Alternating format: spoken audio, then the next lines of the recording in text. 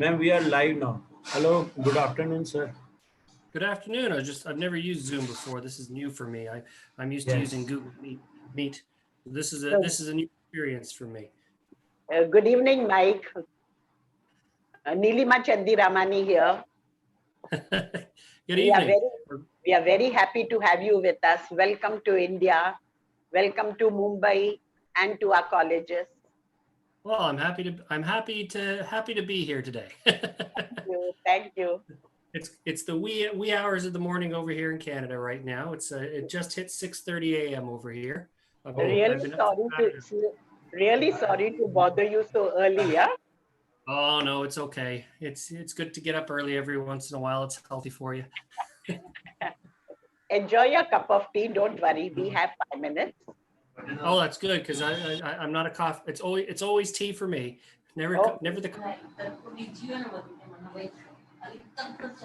So I have I put together a slideshow. Okay. So meanwhile, we will make you share the screen. Principal Balaji, let us see because screen sharing takes some time. So please enable him to share the screen. Sir can share the screen now, and we enabled him. Enabled him? Should I see? Share it now? Yes, yes. Fine. Okay. Dabral, will you please introduce? Yes, ma'am. Yes, ma'am. Good evening to all the participants and the dignitaries. This is Professor Samvita Dabral from Nari Gulsani Law College.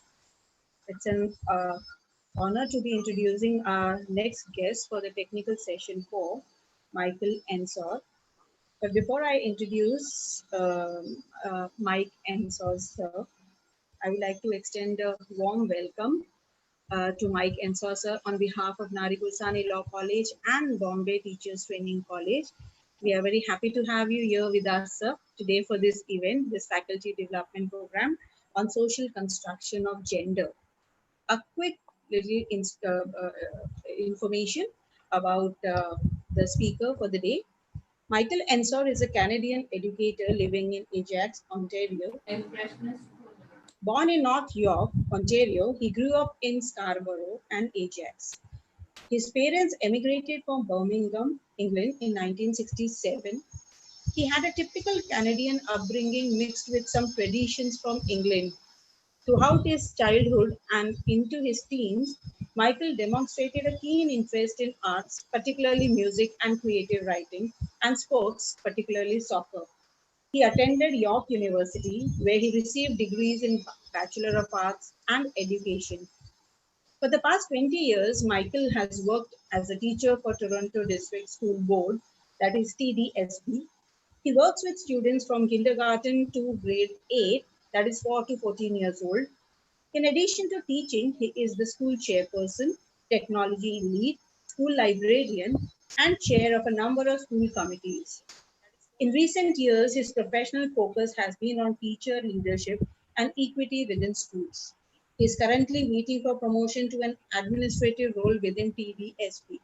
Sir, we welcome you to this International Faculty Development Program. And now I invite Mike Ensor to kindly start the presentation on the topic social construction of gender. Sir, please, over to you. Thank you very much for that introduction. I was having a hard time looking at what I was going to do for today. So I've got a presentation, a slideshow that I'll put on, and then at the end of it, we'll field questions that anybody might have as well. So let me just share the screen, and you have to forgive me. I'm a new Zoom user. This is a new experience for me. We'll make sure this works very well. If you have any questions, maybe we can hold them till the end, just so I can get rid of the screen as well, and then we can hold them to the end. So here we go.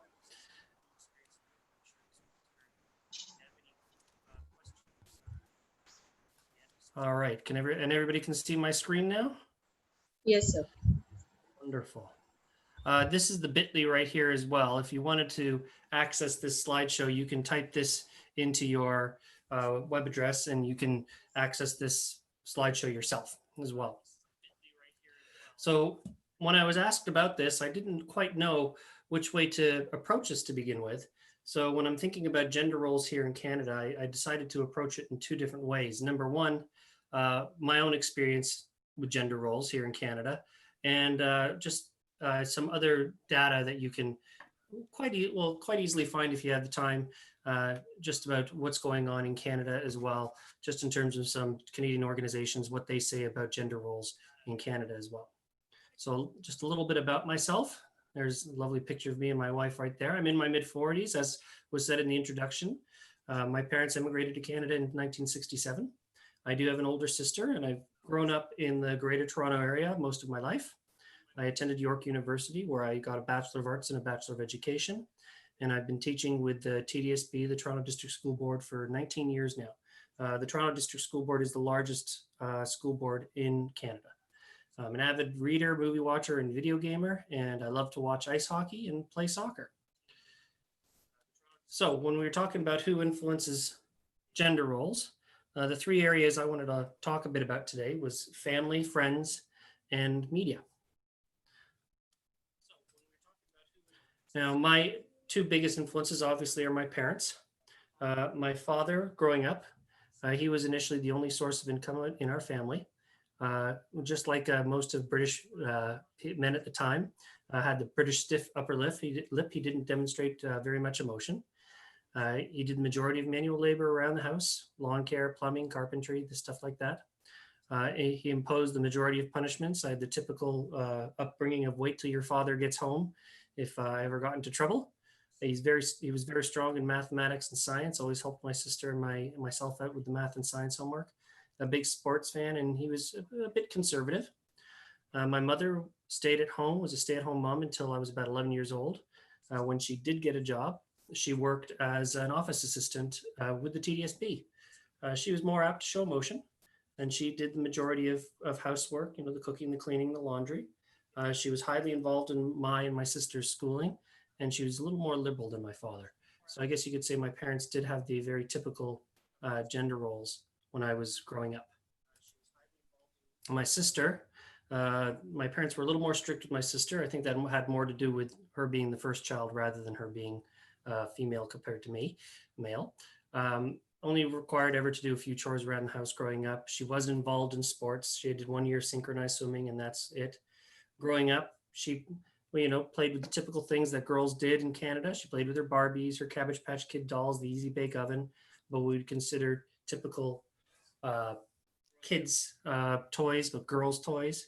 Majority of her friends were girls, and when she got older, her education focused on the sciences. Myself, when I was growing up, I think my parents afforded me a little more freedom being the second child. I was given a lot of regular chores to do. I had the lawn care, snow shoveling, house repairs with my father.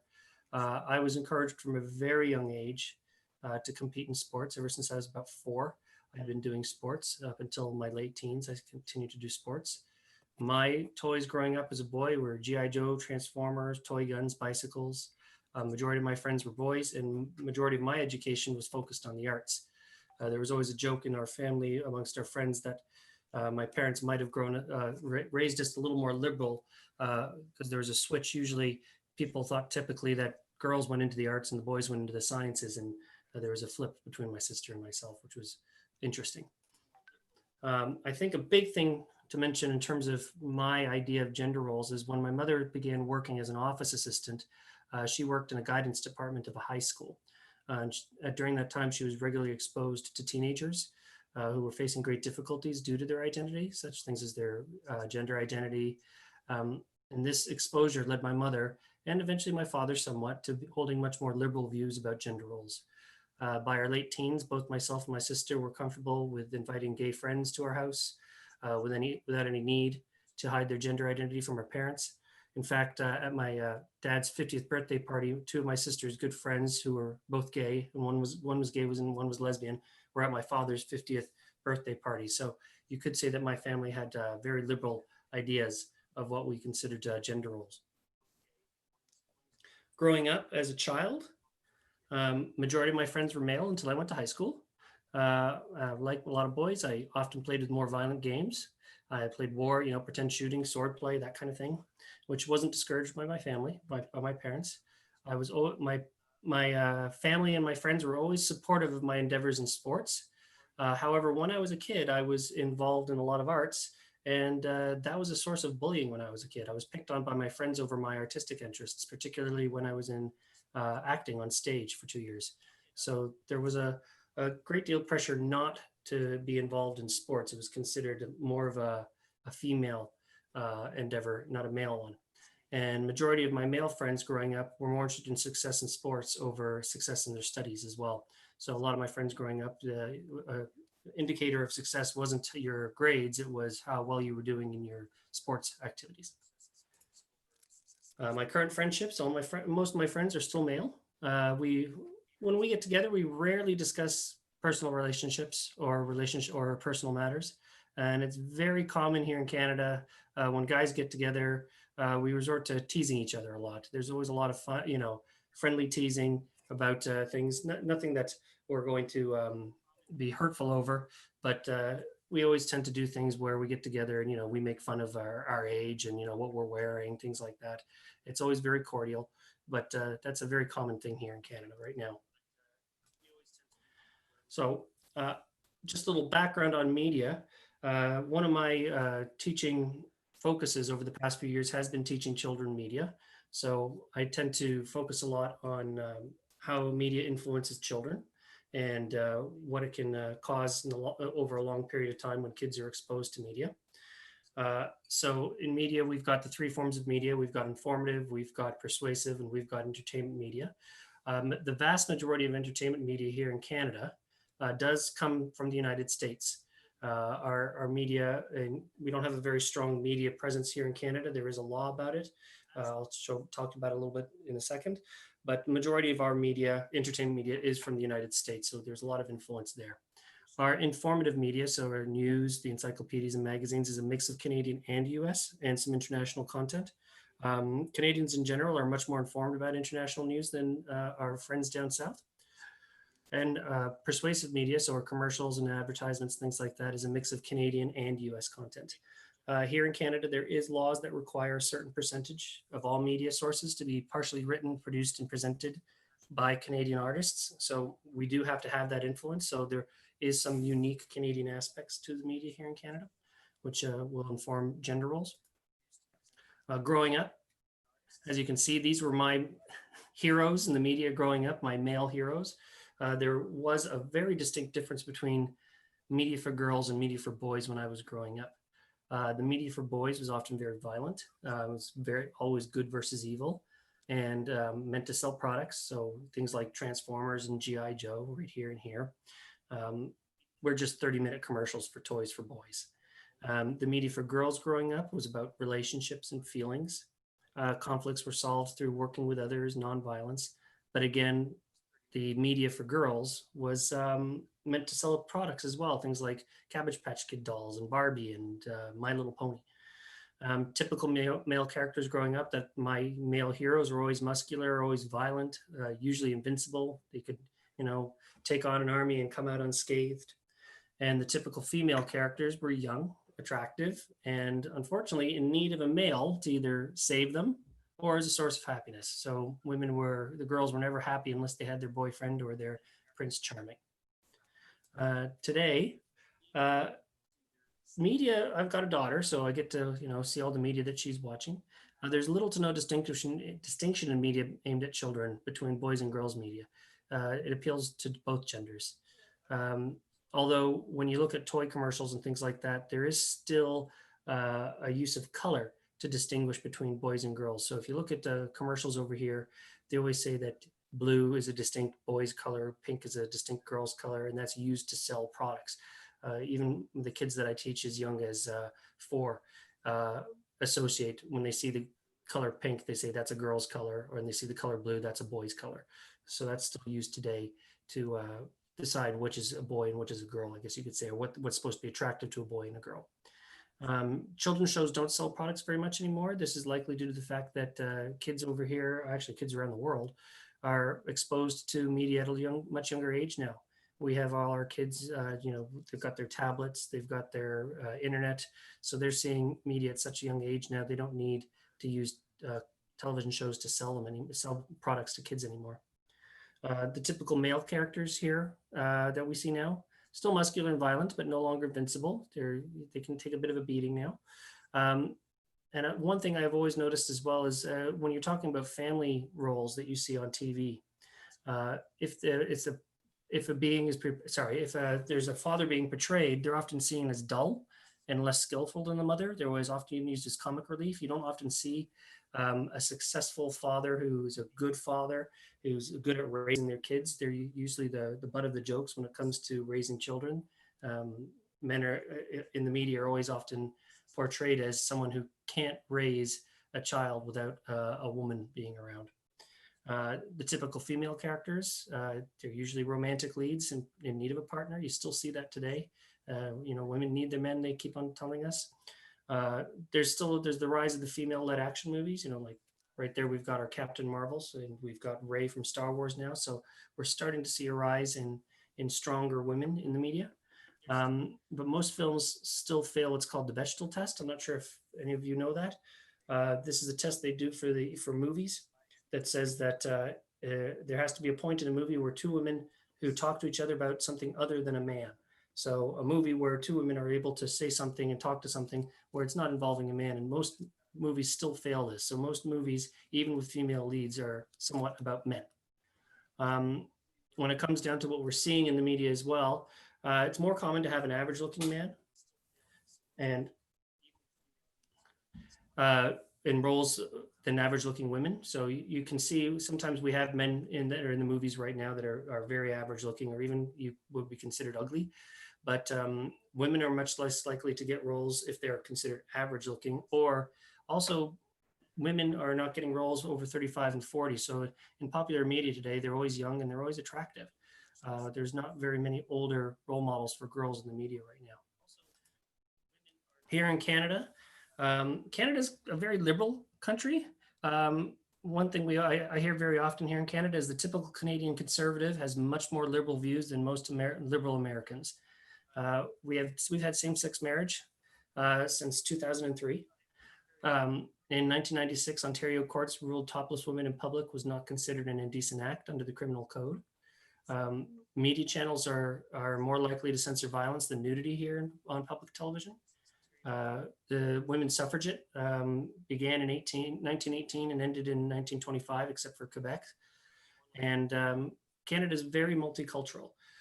We don't tend to ask people who come over to Canada, we don't want them to become Canadians, just they are still considered to have their own unique identity from the country they came from.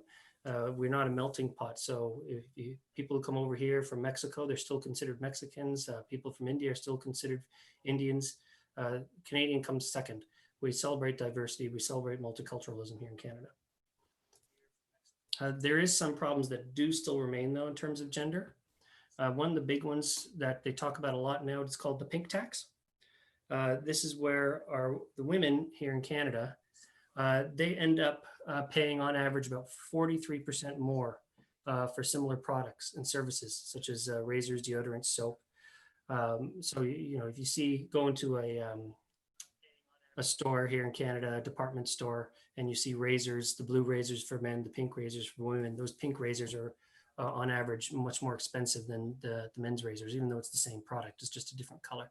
And one is advertised towards women. Toxic masculinity still exists. There's still a practice here in Canada where men are supposed to suppress their emotions, maintain an appearance of being tough, and often use violence to demonstrate power. And the big one, of course, is there's still a gender wage gap here in Canada as well. On average, women are paid 87.7 cents to every dollar a man is paid. A significant contribution of this, though, is due to the parental leave here in Canada. We do have paid parental leave in Canada, but it is not equal. Maternity leave for women is up to 35 weeks at 55% of salary for $435, maximum $435 a week. So they can take quite a bit of time off for child rearing. But paternity leave is only 5 weeks at 70% of salary. So there's a big difference there, and it causes a lot of inequity in terms of how women and men are treated in the workplace. I've got a few stats here that you can look at. I apologize for how blurry they are. These come from Global News. I believe this one came from. This is a local news channel who released a study just about a year ago on gender identity here in Canada. So what they did is they asked some typical questions about who does what around the household here in Canada. So this is 2017. So if you have a look, this is showing which tasks here in Canada are shared equally among the men, or if they're men and women, sorry, and which ones are maybe not shared so equally. So doing the dishes, grocery shopping, and organizing the household social life is pretty much even here, 50-50 roughly. But if you have a look down below, obviously tasks that are still mostly done by women are the laundry and meal preparation, so cooking and cleaning, and mostly done by men is the outdoor work and repairs, which is very reflective of my life growing up as well. It still hasn't changed that much. Household chores depends on who's in the labor force as well. So these are 3 typical household chores here in Canada. And if the men and the woman were both in the labor force as well, so both the man and woman were working. So for meal preparation, 26% is equally shared between spouses. 38% is equally shared between, for sole owner, when the men are sole earners, and 38% is equally shared between spouses or partners when both were working. For laundry, 64% mostly done by women when men were sole owners, and 55% mostly done by women when both spouses or partners are working. And the bookkeeping and bill payments as well, 48% mostly done by men when they were sole earners, and 31% done by men when both spouses or partners are working. So you can see there's still some disparity going on in gender roles here when it comes to what's being done at home. There is some other data out there. This comes from the Huffington Post. Up to 70% of women are still seeing inequity in the workforce. Nearly 73% of women still feel they're expected to become wives or mothers, so they're expected to have a family, as opposed to Canadian men who are their main expectation is to become the source of family income. So there's pressure on women to start a family, and there's pressure on the men to be successful in their job. In the workplace, the majority of men who expressed, this is a big one, in the workplace, the majority of men who express strong opinions are perceived as strong and confident, but women who do the same thing, 82% are perceived as being aggressive and overbearing. So even though they're doing the exact same thing, they're looked at and perceived as being very different. Women spend on average 1.5 more hours a day on unpaid care. So stuff they do around the house, volunteer work, and maybe in raising children as well. And that's from the Huffington Post. And I believe that was this year that this study was done. Now, this also comes from Global News as well about the treatment in the workplace. This is a big thing that's been going on in Canada right now. This started, I would say, before we had the strong social movement that's going on in North America and throughout the world right now with Black Lives Matter, which is also tied into gender equity as well. The equal treatment in the workplace, 43% of Canadians agree that they think that Canadian workplaces treat men equally. But if you have a look, 54% of men think men and women are treated equally, but only 32% of women. So there's still a disparity there on how women believe they're being treated compared to how men believe they're being treated in the workplace. In terms of achieving equality in the workplace, 71% of Canadians agree that equality won't be achieved unless men take action to support women's rights. Most women, 77%, think that men have to take more action to support women's rights, but only 66% of men think they have to take action to support women's rights. So there's a bit of a difference there. This I found very interesting as well, and I know this. I've seen this as well, and because in my job, I am in an employment that is highly dominated by women. So I have a bit of a unique view in terms of employment here. But having childcare, so this is the difference between the perception of what can damage a career and what actually can damage a career. So in the workplace, women believe that having childcare responsibilities, 38% of women believe that can damage their career. 36% of women believe that rejecting a colleague's advances can damage their career.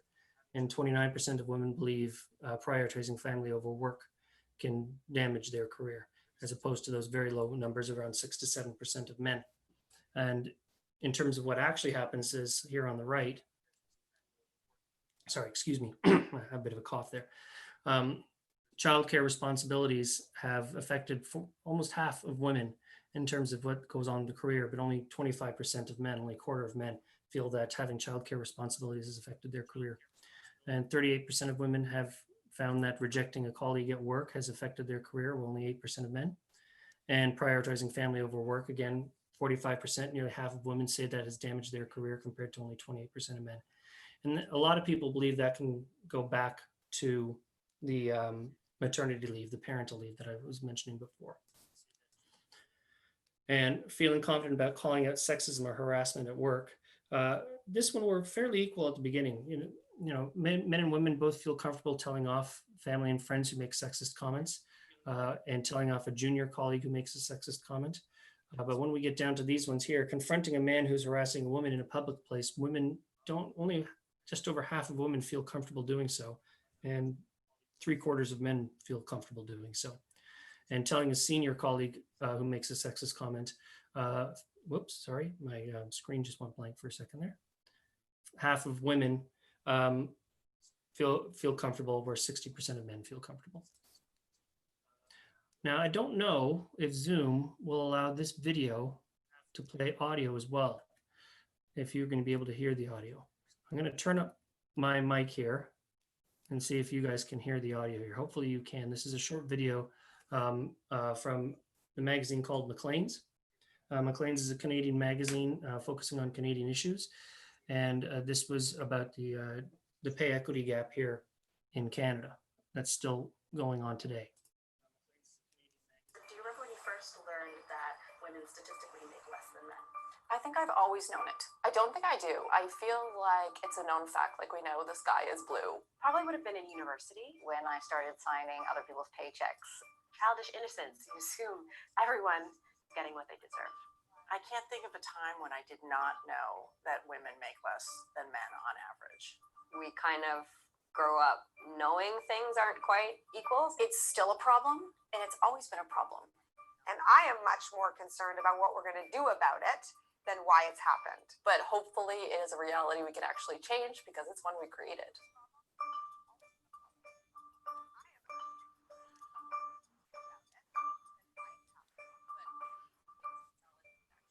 I went to university, played soccer, and then after that, I've been a full-time soccer player.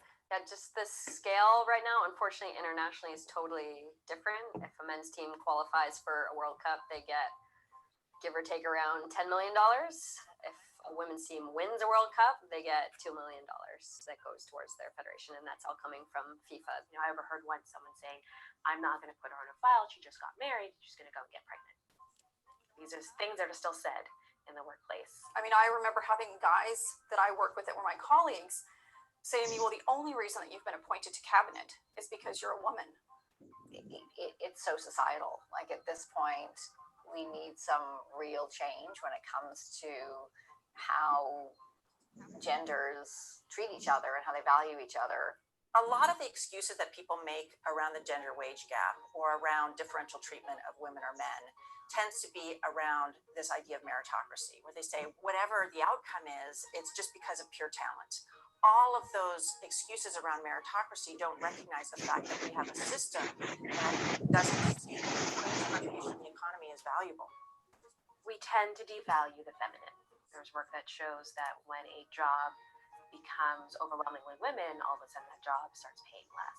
As much as everyone likes to say, well, I like to work because I love it, it's not about the title, it's not about the money.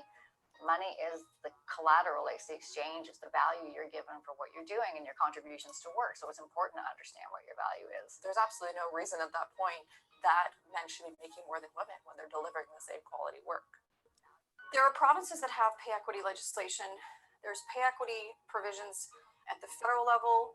I think everyone would argue we haven't done enough, but I think the other thing that we should argue at this point is that it's not working.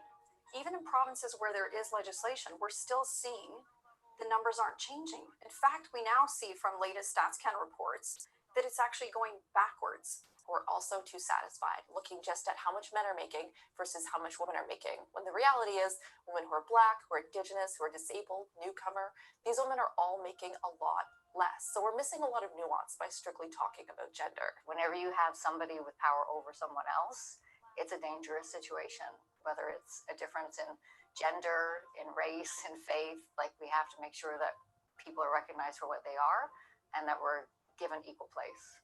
What research shows is that the gender wage gap actually emerges primarily through the fact that women, after the birth of the first child, end up changing careers or changing jobs because, again, they are the ones expected to do more of the child care, to be more flexible, to do pickup after school.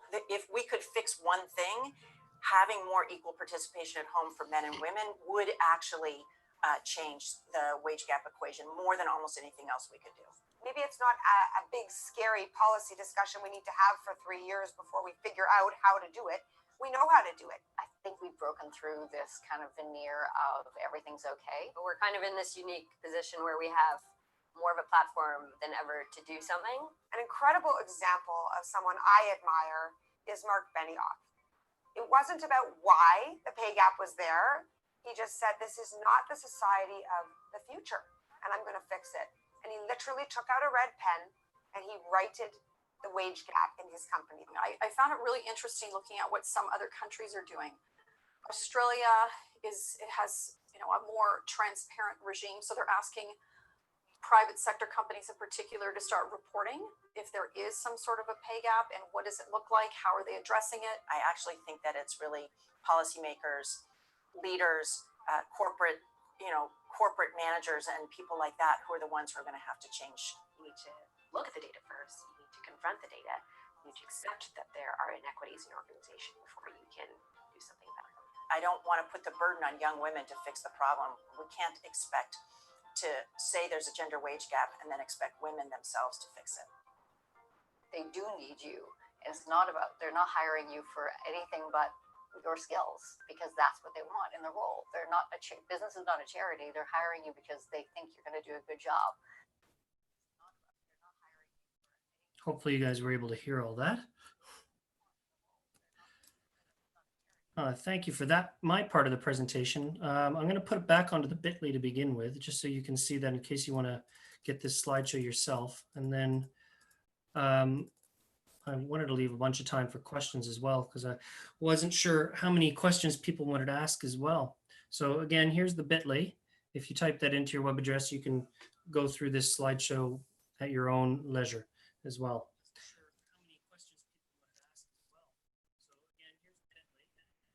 Let me stop the sharing. There we are. Hello, everybody again.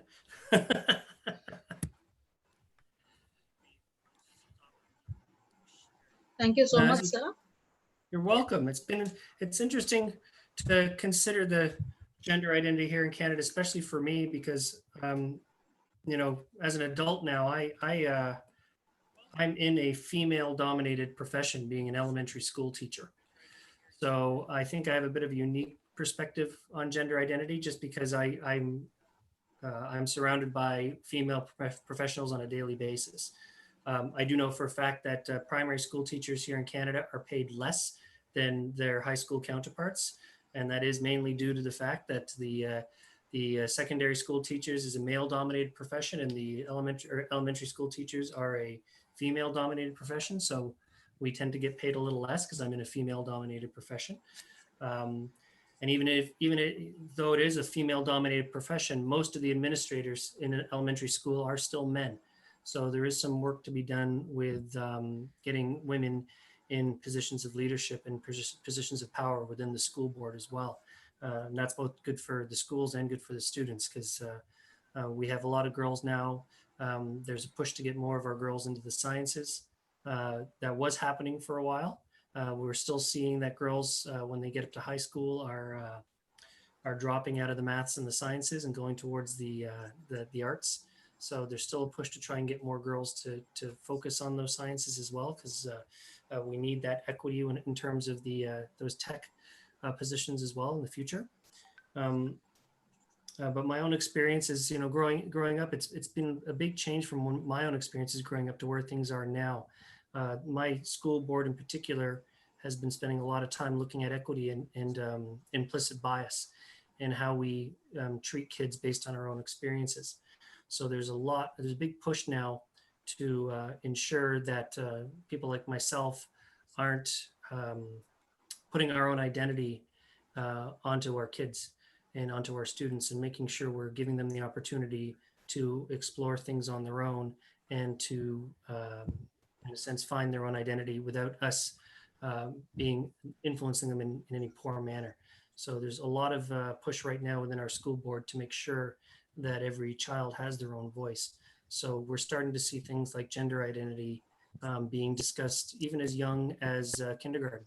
So in the past, that would be something we wouldn't have talked about, but now we are focusing on picture books and activities as young as 4-year-olds, talking about things like homosexuality, about gender identity, about what what it means to be a girl and what it means to be a boy, and how it's not as distinct as once thought, and that girls can do the things that boys like and boys can do the things that girls like, that it's not as rigid as I think it was traditionally in the past as well. Has anybody got any questions? I'm not sure if I've covered everything you wanted there. Yes, sir, there are a couple of questions in the chat box. Yeah, if you wish, I'll read it out to you, or if you can, if you want, you can read it and answer, or if you say, I'll read it for you. No, go read it for me. I'll see it. Yeah, as long sure. as the connection's good, Yes, I should be able to respond. Yes, sir. So the first question is, once we enter school, we unlearn our learning of gender roles in the family. The media has a huge impact on the social construction of gender roles. However, do you think that ultimately it is left to an adult individual to make an informed opinion on gender roles? Oh, wow. I think that's difficult. In an ideal world, an individual should be able to make their own decision of gender roles. However, I think the media presence is just too strong. Like I said in my presentation, the kids are exposed to media now before they come to school. So you're talking about, 2-3 years old, they're getting the tablet in their hands, they're watching videos on YouTube, and unfortunately, there's very little control over what kind of media is what's being put out there, especially in terms of kids' access to things like YouTube. So I think when kids come to school, depending on the parenting done beforehand, I think they're coming with at least the start of an idea of gender identity. I think that it's one of the things as an educator we have to be very aware of, is knowing what experiences kids are bringing with them to school, and we have to be able to identify them and unlearn, in a sense, maybe some of the poor teachings that media has taught them. So I wish that that it could be said that kids are forming their own idea of identity. I think that's not always the case. I still think that kids are often hiding their gender identity at times due to peer pressure and due to pressure in the media. Are we getting there? Slowly, but I don't think we're quite at the point where kids are feeling comfortable just opening up about their gender all the time right now. I wish it were, but no, I think the media still plays a very, very large role in informing kids about gender. Thank you, sir. There's another question which says that, is there equal number of policy makers from different genders in Canada? Wow, it's changing. Like in terms of education, I would say until very recently, it was very male dominated. We just actually filled 3 of the highest roles in the TDSB with Black females, which, you know, hooray, good for, it's good to see that happen. But as I said before, in a lot of the school boards right now, even in the female dominated elementary schools, the administrators are still male. I would say probably my best guess, I would say about 60 to 70% of the superintendents are still males. There's not very many females. And when you even go higher, and then you look at things like our school trustees as well, there's a mix of male and female, but still vast majority of them are male. There is a push and there is a change that is happening slowly, but it is, and you know, it's going to take some time. The nice thing is that there's data that has come out in the past few years that has shown the harm that having white males basically in charge of things like the school board and even in other government roles, how much harm that's been doing just having white males in charge of everything. So the data is informing decisions that are going forward now. So we're starting to see more people of color, more women that are being put in leadership roles throughout the schools and throughout the government as well. It's happening slowly, but it is beginning to happen. Okay. So the next question is, needed to know something about the laws which are there in Canada, which you kind of check. Is there any law which checks on this unequal pay pattern which is there in the country? Are there any laws for this, you know, equal pay, equal work, that ways? I'm not sure if there's any strict laws about it. I'm not sure how well I can answer that question. There's data that, as I said in my presentation, that shows that there is inequity, and there are channels which individuals can follow if they feel they are being paid inequitably. And so if they're doing the same job, let's say a woman is doing the same job as a male and they feel that they should be being paid the same amount and are not, there are channels that they can follow in order to, what do I want to say, try and get that pay equal. But I'm not sure if there's any sort of legal power that they have. It might be a civil rights issue, but I wish I could answer that question in greater detail. I know there is the push for it, but as you saw from that video, there are still high levels of inequity in terms of pay. The biggest of which are in things like professional sports right now, and there's social movements to try and get that pay equal, but I don't know if there's any legal ramifications behind it. Okay. So there's another question. There's probably the last question in the chat box asked by our own principal. I think you answered that, but I would still, I think I skipped on that. So I would again want to take that question, whether male and female educators at Toronto district the same salary. Oh, sorry. I think you got cut out there, but I think you were asking if male and female teachers are paid the same in the TDSB? Yes, sir. Yeah, the pay that luckily, you know, since it is it's publicly funded education, all teachers are paid depending on just whether or not they're teaching elementary or secondary and how many years they've been teaching. So there is no change based on gender. So yeah, females and males are being paid the same in terms of is, you know, if a teacher who's an elementary teacher who's been teaching the same amount of years as myself, regardless of gender, would be paid the exact same. In most public jobs, that's the case. Private sector is a whole different ballgame, though. Okay. Thank you so much, sir. I think these were the only questions which were there in the chat box. I think there are no more questions to be asked. So I would just like to wind up the session. So thank you so much. At the start, when you started, you know, I was just wondering why you are giving the complete family history and all.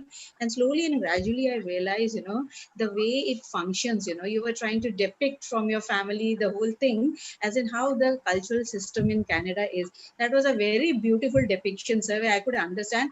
And thank you so much for the wonderful statistics. In a very limited time, you gave us, I mean, at least to me, the complete picture of how things are in Canada. And I was really surprised to know, we always think, that the Western part of the world, they are more liberal. No doubt Canada is liberal, as you said, but when you spoke about all those things, I was a bit surprised. And I was wondering that, thank God I'm an Indian and I'm an Indian woman, because laws out here are so good, they're all for our benefit.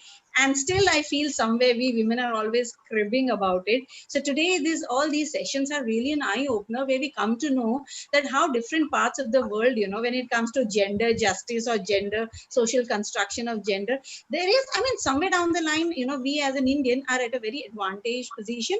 But thank you so much, sir, for bringing out all these small little things, in such a beautiful and meticulously put it out in a such beautiful presentation. So on behalf of Nari Gursani Law College and Bombay Teachers Training College, sir, I take this privilege and honor to thank you immensely for the wonderful information that you have shared. And I'm sure the participants would have got to learn a lot about how things are, how social construction of gender in Canada is. So thank you so much, sir. And I think if there are no other questions, I would ask my principal, ma'am, to have the parting words. So thank you so much, sir. And I think if there are no other questions, I would. So Mike, my special profuse thanks to you. You have been very accommodative, because you were the participant whose time I went on changing. Sometimes it was 4, sometimes it was 5, sometimes it was 4:30, but never once. Everything was okay for you. So my profuse, yes, my profuse thanks for that. And I really liked the way you presented, from morning, it was a typical presentation that we had, but it was unique. As my teacher summed up, I could immediately get it. Why you are giving about your mother, father, sister, brother, you have brought it out so well. From morning, we were told it's family, friends, and media. But the way you presented, I think that was very, very unique and impressive. So thank you very much for being with us, Mike. I would only like to tell you one thing. You gave us those slides with figures, what the Canadians think, men, women, What is your source? What is the source of that information? I've actually, if you use the slideshow, there's some links right in the slides, which where the websites that I got that information from. So you can click on those links and get them.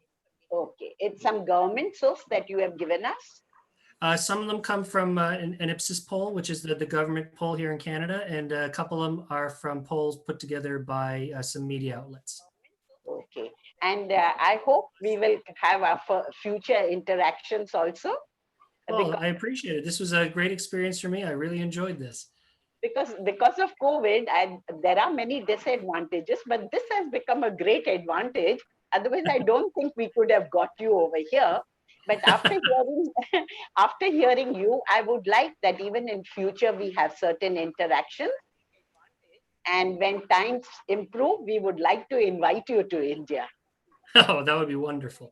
Thank you so much. And please do convey my thanks to Asima, because she's the one, yes, she brought us together, and it has been very beneficial and useful to us. Thank you very much.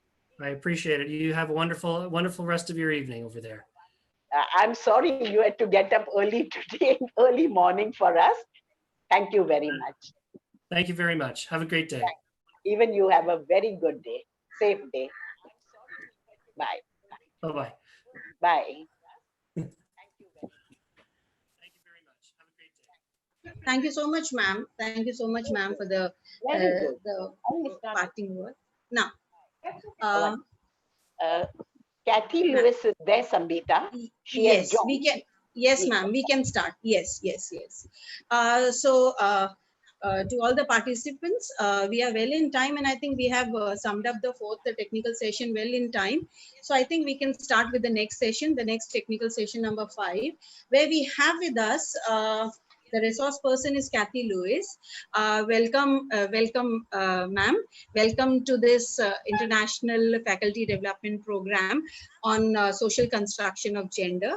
On behalf of Nari Gursani Law College and Bombay Teachers Training College, I wholeheartedly welcome you, ma'am, to this particular platform to be sharing your knowledge and your knowledge with all of us. Before we can start with this technical session, I would quickly want our viewers, our participants, to know something about the resource person. Kathy Lewis is an educator who has a heart for teaching and learning. She holds a BA English and Criminology, BEd in English and Law from York University, and additional qualifications such as English Specialist and Leadership Specialist. She is currently completing her ML in Social Justice Education at OIES. She is also the co-founder of Revealing Magazine, which showcases Black excellence in all its forms and capacities, the first Black magazine available in the Android and Apple Store. She has been teaching for over 10 years with the Toronto District School Board.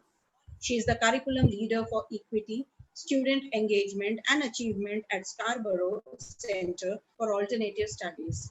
Driven by the urgent need for African history to be embedded in the curriculum, she has co-planned with educators, administrators, professionals, community partners, leaders, and advocates, designing and implementing classroom lessons and professional development workshops in support of Black student empowerment, leadership, and achievement.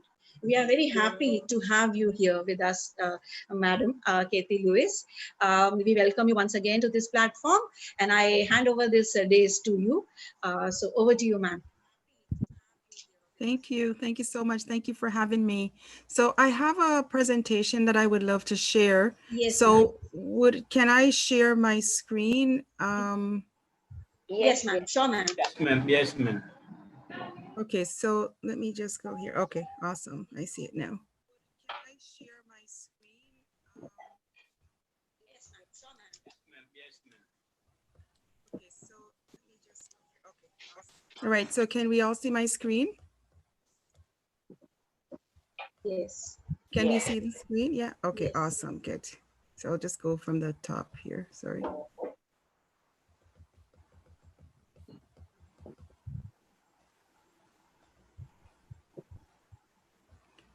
So I'm just gonna turn my camera off.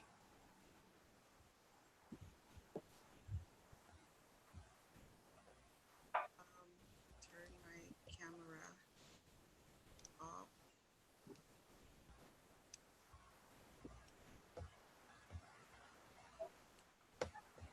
Yeah, so maybe I should have. Okay, I'm just gonna stop sharing for just a minute and then I'll get back.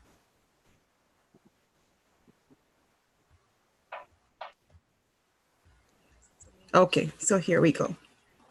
All right, so thank you so much for having me. So as our moderators mentioned, my name is Kathy Lewis. And so this is the title before I get into my presentation. So the title of my presentation is The Intersectionality of Gender and Black Death. So I will walk you through specifics in terms of how Blackness intersects with a gender and how that complicates the experience as a Black person, or the lived experience or reality of Black individuals or people of African descent. So again, thank you. I'm extremely grateful and I'm extremely honored to share with your learning community. Thank you so much for having me again. So just to give you a brief backdrop as what Mike has done, I have my own here in terms of who I am and my experience, and the moderator as mentioned all of that. Again, I'm from a Judeo-Christian Afro-Caribbean descent. As the moderators mentioned, this is my 11th actually year teaching with the Toronto District School Board. Specifically, I've gone through so many different schools within the board. Right now, I'm working with the Scarborough Center, as the moderator mentioned. Thank you for that. And I am teaching English as my main focus. I've taught different courses with TDSB. So specifically, law, the social sciences, basically, and history courses. And right now I'm in the role of the equity advisor, again, at the Scarborough's Center for Alternative Studies. All right, so I like to share again, just to give us, you know, an overview of who I am as an individual. So I'm not only an educator. So as Chimamanda Adichie mentioned, to say that I have a single story is to flatten my experience, right? So no one is actually monolithic in their experience. So while I do identify myself as a person of Afro-Caribbean descent, my identity is more complex than that. I am a mother, I am a daughter, I'm a sister, I'm an aunt. There's so many different roles, that I play, or hats that I wear as an individual. So what drives my practice as an educator? So I come from an equity lens, and I think this image here gives an overview specifically of what that means. So we have an image of, again, same image for all. So we have at a game, watching a football game. So again, a baseball game. So we have equality, there's equity, and there's the reality. So if we notice here on the screen, there is a barrier, right? So while all of the people here, or as spectators, get to actually watch the game, there are some individuals here who actually are barred, right? So while they do have access or opportunity to watch the game, they're actually prevented. There are obstacles, there are barriers, right, that prevents them from actually seeing the game live. And then there are others who are given a way more, or a bird's eye view of actually the game. So what this means, you can also apply this to the same idea in the classroom, where students are given the opportunity to sit in a class. However, not all students learn in the same way. Some students are visual learners, or auditory or kinesthetic learners. Some students are challenged by financial, racial, or social barriers, because for some, they're in the class, but their minds are elsewhere, right? So being elsewhere mean that they worry about maybe their financial situation. Maybe they're worrying about what's actually going on at home. Maybe they're worrying about the mere fact that they probably don't have maybe lunch or food, right? So there are, again, different barriers when we think about access to resources or access to information. Also, what also drives my practice is honoring student voice. I have a clip here that I'm just going to play for you. So this clip is from, was created by students at the Lester B. Pearson Collegiate Institute in Toronto, Canada. So so I was one of the staff advisors for the Black Student Association. So these students actually created two skits in celebration of Black History Month. So our BSA students decided to write and to perform 3 skits that highlight their perspectives of what it means to be Black in Canada. So their skits highlight microaggression, the use of the N-word, and Black hair. So prior to writing the skits, the students decided to hold 3 panel discussions leading up to the performances. So 2 discussions were meant to showcase the male and the female perspectives. And then the final was for the students. So we've actually invited professionals such as Hadia Rodrigue, who is the author of Black on Bay Street. Hadia, in her piece or article, talks about her experience as a Black female lawyer working on Bay Street, which is a street or a prominent street in Toronto. Adia was also one of the speakers in the video that Mike shared as well, who speaks about gender inequality in terms of how females are represented, not only in profession, but also in the media. So I'm gonna play the video for you. So hopefully you can hear it. What happened to your hair? What do you mean? Is it because I'm wearing my hair natural? No, it's just that, like, before the break, you had texted this, bro. Now it looks shorter than usual. Bro, she probably cut it. Man, this is why I can't be like, one thing, they look like one person, the next thing, they look like someone completely new. I swear to always play tricks on you. This is the off. When I wear my hair in box braids or weave, it makes it easier to manage. Hey, actually, can I touch it? Wow! Okay. It's so soft and like bouncy, you know? I thought it would be hard. Is it even real? Nah, that's impossible. Black people's hair can't grow that long. Get your hands out my hair. Have you ever had a personal space? Yo, here's the Cheetos, it's so thick. Don't touch my hair. I can't unbolt my hands the amount of times people have asked me to touch my hair, and it's embarrassing. I'm not some kind of dog. My hair is my identity and pride. You need to respect that. When I come to school, I come for education, not to answer any of your question of whether or not my hair is real or if I lay my edges down. Don't touch my hair. Yeah. Okay, so again, that was a skit that was performed by students at the Lester B. Pearson Collegiate, at which I was a teacher and a staff advisor to the BSA. Okay. And they shared their experience, again, not only in school, but also in the broader Canadian society, where Black females are sometimes under scrutiny or examination. Specifically, it is Black bodies, right, that are oftentimes examined or as some sort of public scrutiny, where they're actually asking about the hair. The hair, again, looks as something that is strange, something that needs closer inspection, right? So the students capture that moment or experience.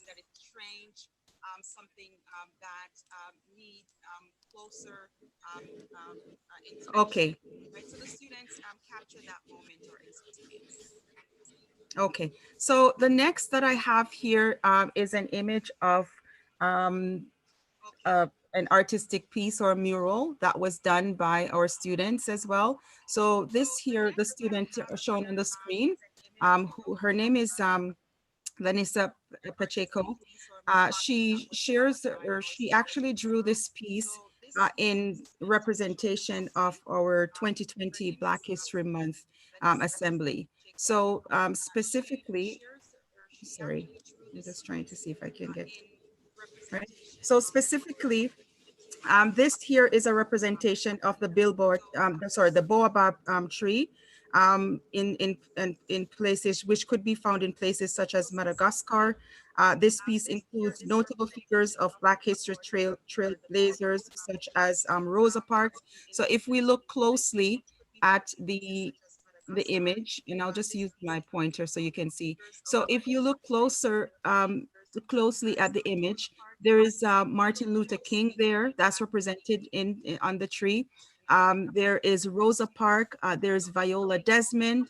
At the bottom of the tree, there are some other figures or images, right? And these figures or images actually represent the historical pieces, such as specifically the transatlantic slave trade, where people of African descent were actually taken over into America. So she actually captures all of that, but specifically in terms of triumphing. She got her inspiration from Maya Angelou's poem, Still I Rise. Still I Rise there. Still I Rise. So the whole idea is that even though we've experienced the atrocities and the brutality of slavery, we see people of African descent, not only within the American context, but also within the Canadian context, rising, right? So rising above the violence, rising above the dehumanization, right? So she actually drew that piece as a way of capturing all of that.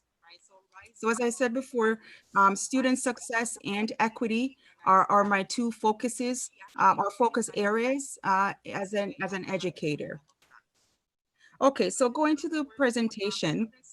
So what I'll be moving forward, what I'll be talking about is how Black bodies are pathologized, criminalized, and how gender complicates that experience and sheds light on the multiplicity of Black oppression. So I will not focus mainly on gender construction, but I will focus on how Black oppression or anti-Blackness is complicated by the individual's gender.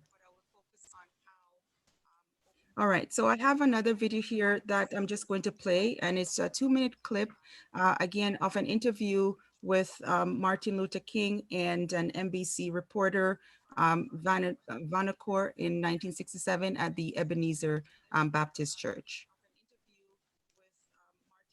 What is it about the Negro? I mean, every other group that came as an immigrant somehow, not easily, but somehow got around it. Is it just the fact that Negroes are Black? White America must see that no other ethnic group has been a slave on American soil. That is one thing that other immigrant groups haven't had to face.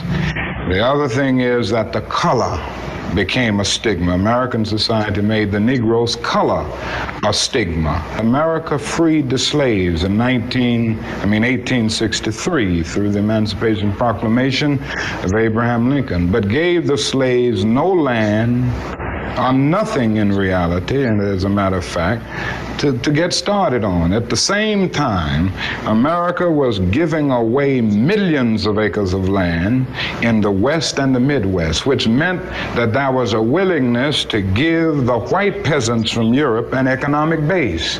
And yet it refused to give its Black peasants from Africa, who came here involuntarily in chains and had worked free for 244 years, any kind of economic base. And so emancipation for the Negro was really freedom to hunger. It was freedom to the winds and rains of heaven. It was freedom without food to eat or land to cultivate, and therefore it was freedom and famine at the same time.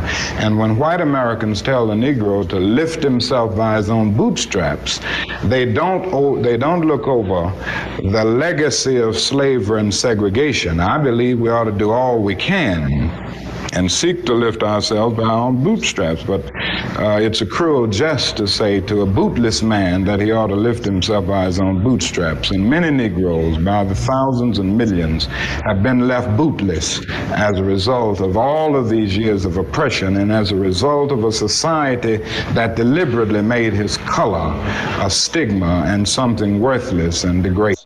As a result of all of these years of oppression and as a result of a society that deliberately made his color a stigma and something worthless and degrading.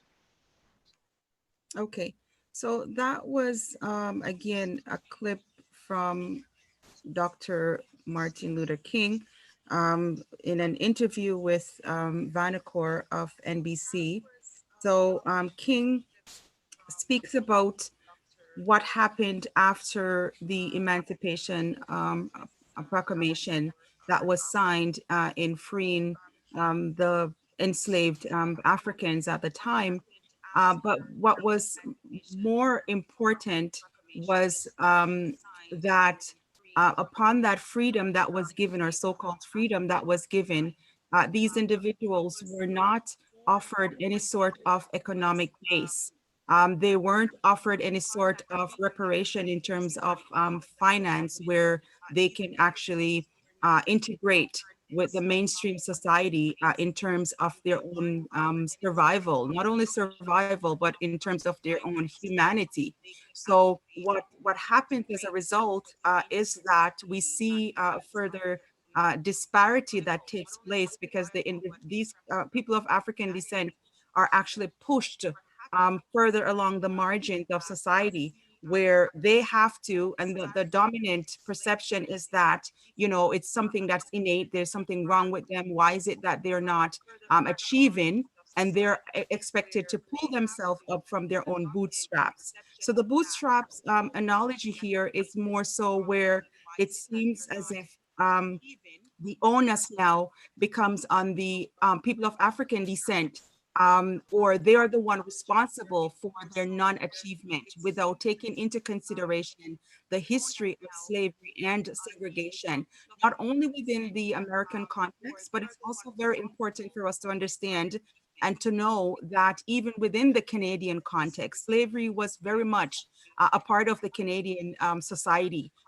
People of African descent, again, even in Canada, right now are still marginalized.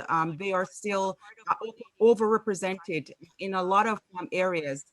When we think about schools in terms of how Black students are actually pushed out of the education system because of the lack of representation.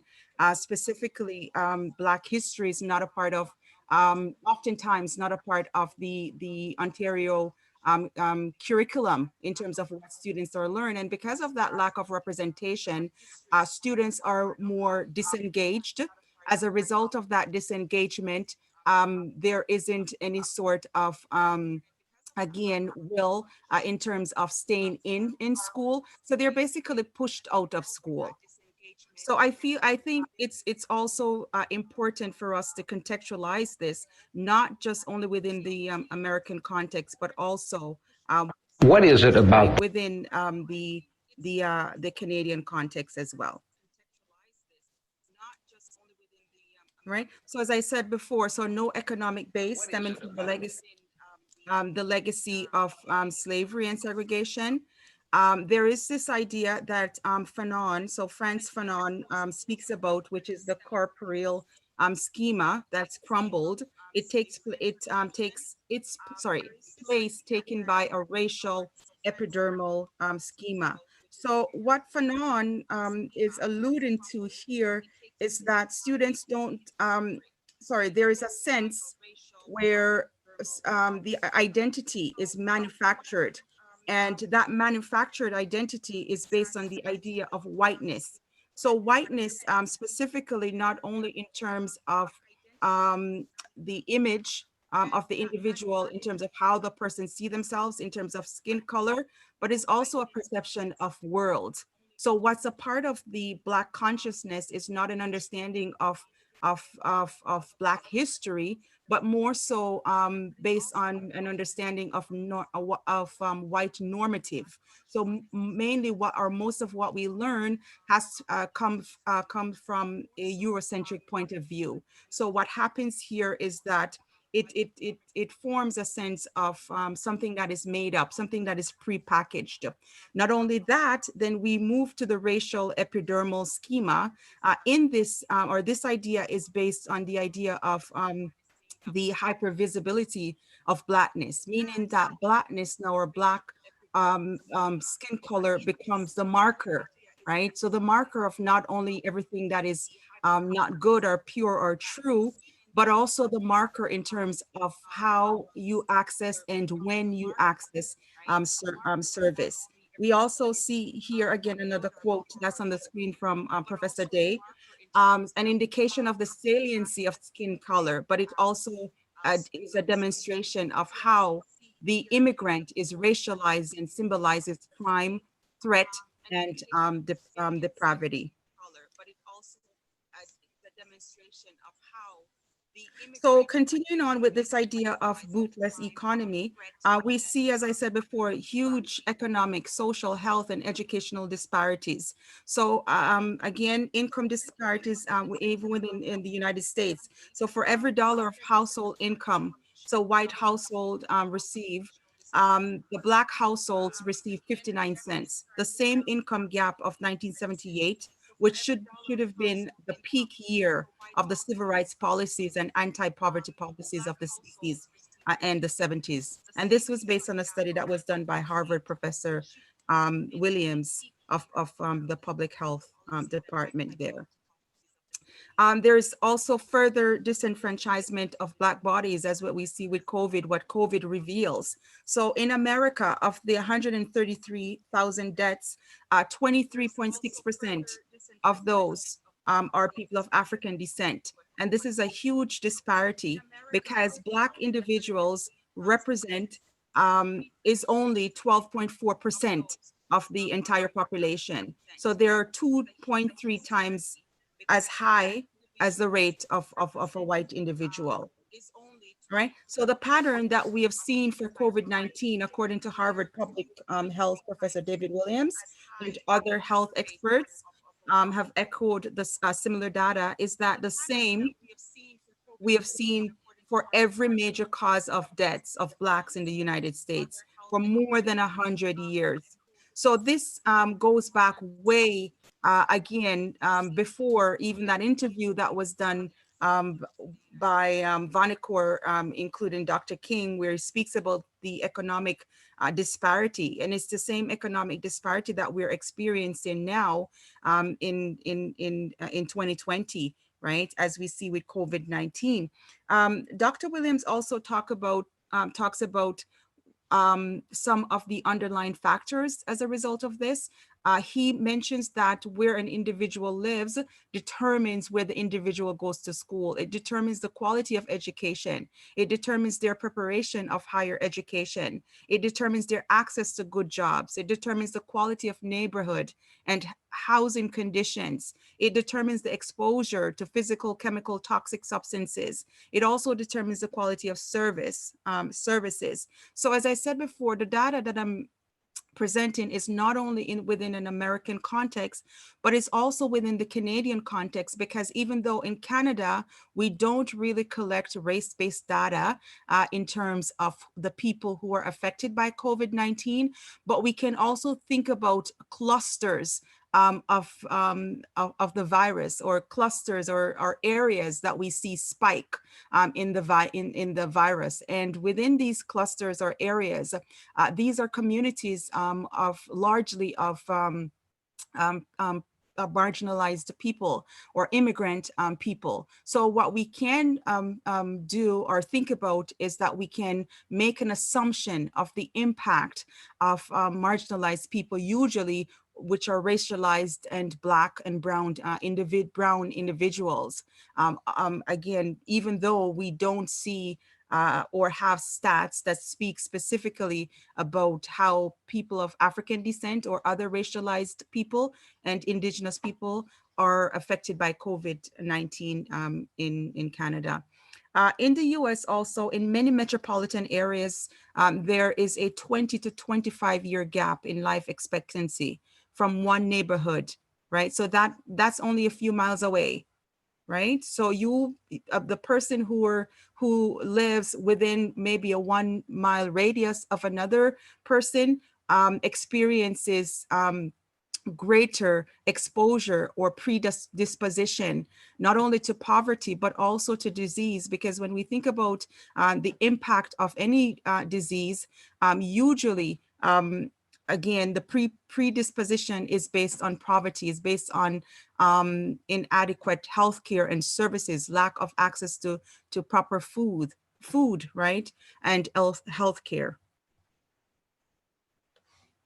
All right, so in addition to that, there are migrant workers who are predominantly male, who are, again, predisposed to COVID-19. I am going to show you a brief clip, again, of a migrant worker in Ontario, Canada, who actually record his experience, his living quarters, like where he's living. Literally, that's an area that's actually cordoned off using cardboard boxes. So when we talk about the predisposition to COVID-19 in terms of the gender aspect or of that, we can think about migrant workers who are predominantly male, right?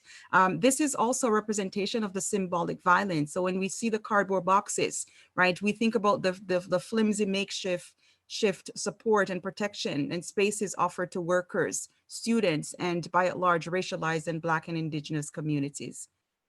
So I'll play the clip here.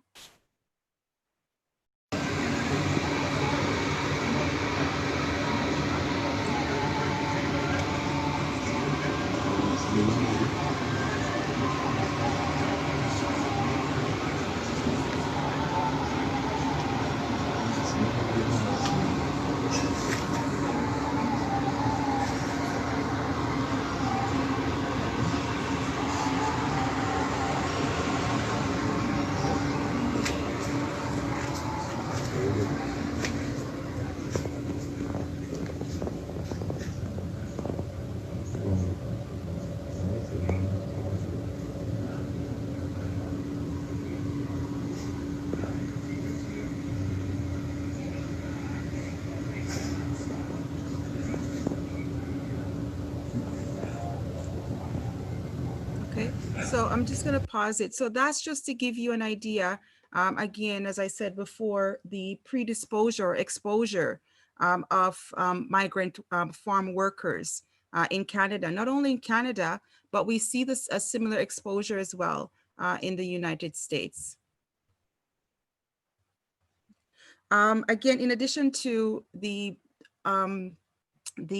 non-protection that's offered to migrant workers, we see frontline workers and I'll speak specifically in terms of Canada, where a majority of people of African descent make up the gig economy. So and that includes females, right, who work women who work in nursing homes, women who work in the hospitals, women who work in industrialized areas, who are not afford or cannot afford to socially distance, or even cannot afford to stay at home, again, because of the need, right?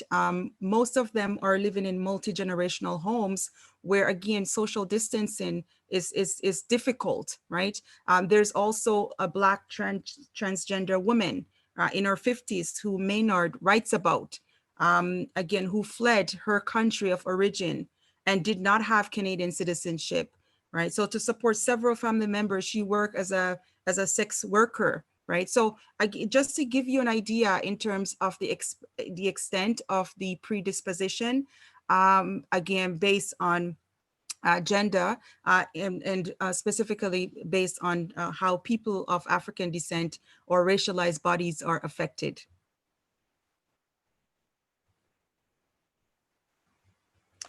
There's also, when we think about the prison industrial complex, so 49% of prison inmates nationally are African American compared to their 13% share of the overall population. Nearly 1 in 3, so 32% Black males in the age of group between 20 and 29 is under some form of criminal justice supervision on any given day. So either in prison or jail, or on probation or parole. As of 1995, 1 in 14, so that's 7% adult Black males was incarcerated in prison or jail in any given day, representing a doubling of this rate from 1985.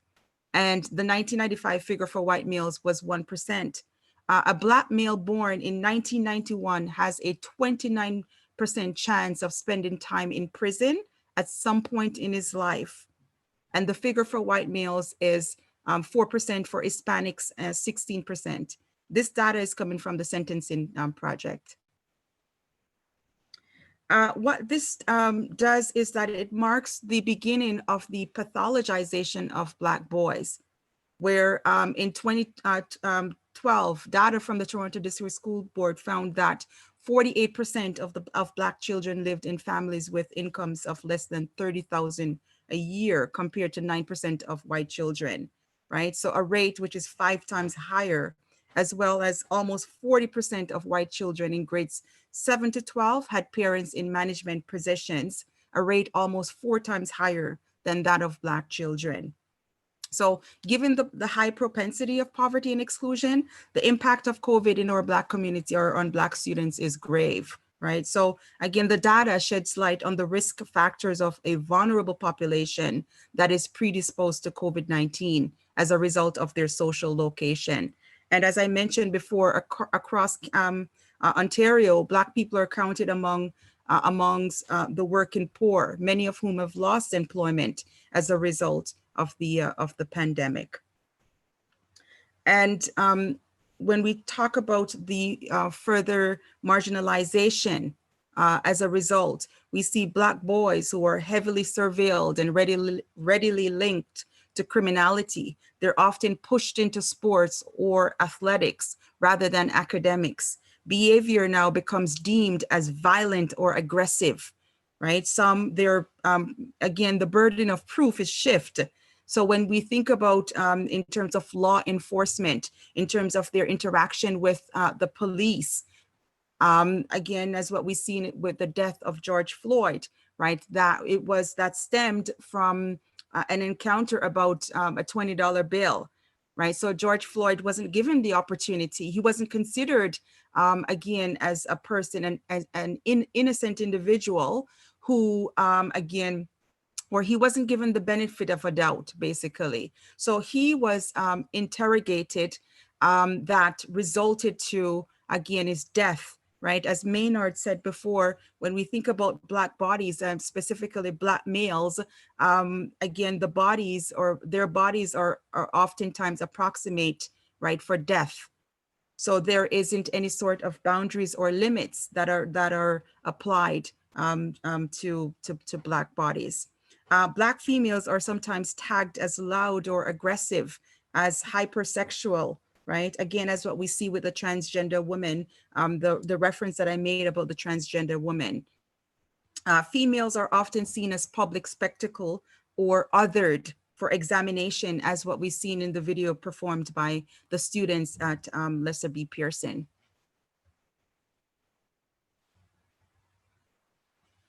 Okay, so it's a continuous lynching of Black males and females. So we see, this is a picture of George Floyd before his death.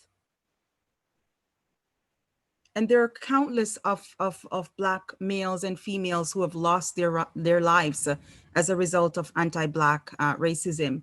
And I'll just quickly just share this again with you all so that you can see some of these individuals. So it's not only George Floyd, right? There's Breonna Taylor, died at the age of 26. Tatiana Jefferson at the age of 28. Right? There is Aura Roser, died at the age of 40. Stephen Clark, right? And this is just a tip of the iceberg. There's so many Black males and females who have lost their lives as a result. Philando Castile, 32, right? Alton Sterling, right? All these Black individuals who have lost their lives as a result of anti-Black racism, not only within the American context, but also within the Canadian context. In the Canadian context, most recently, this Black Indigenous woman who actually fell to her death from an apartment building in Toronto, Regis Korshinki Parquet, who lost her life as a result, right? Even though the case is still under investigation. So I'm just going to conclude my presentation with an analogy provided by Kimberly Jones. This was during the Black Lives Matter protest in the United States. So Kimberly uses the analogy of the game of Monopoly that again showcases centuries of brutality against Black bodies. I just want to also forewarn you that the video has profanity, but I feel that it's very important that we understand the extent, the lived experience, the lived reality, especially with the critique that actually came out of the protest, where there are a lot of people who considered the protesters as, you know, looters, and they're destroying buildings, and the destruction is unnecessary. Not to say that I am for the idea of destructing buildings, but I feel that it's very important that we actually move away from rhetoric that seek to not engage critically with the issue. So I'll play the video.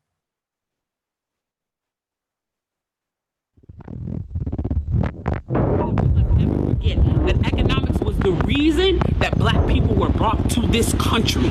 We came to do the agricultural work in the South and the textile work in the North. Do you understand that? That's what we came to do.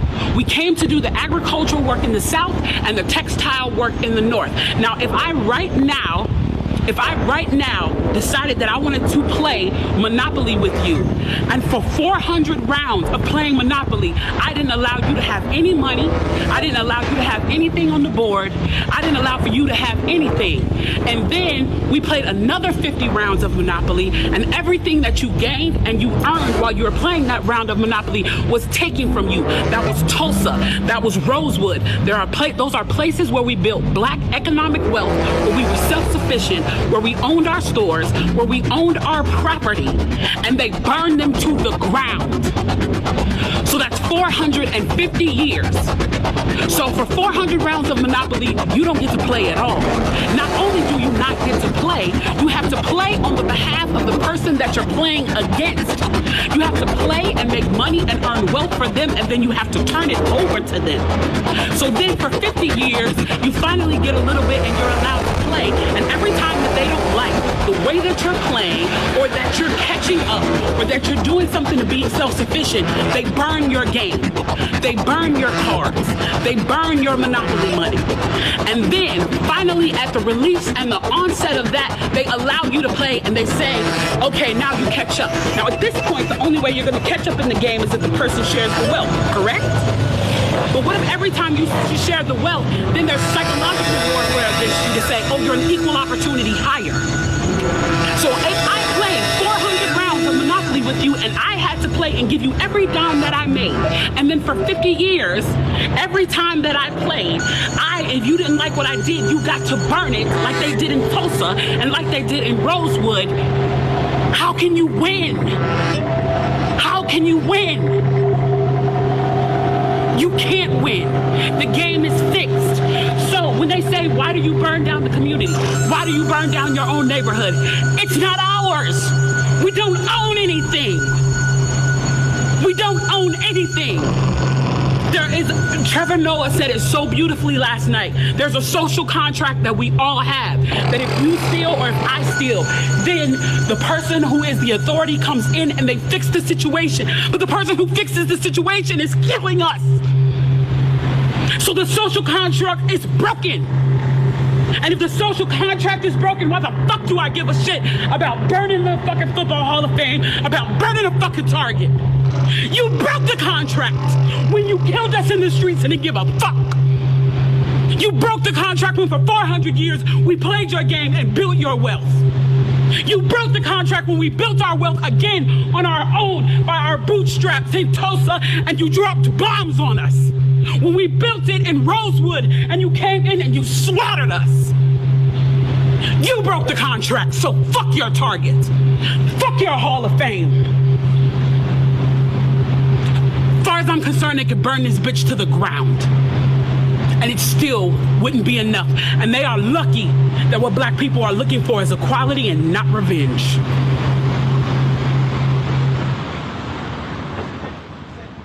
Okay, so that's Kimberly Jones, and she is one of the organizers of the Black Lives Matter protest in the US.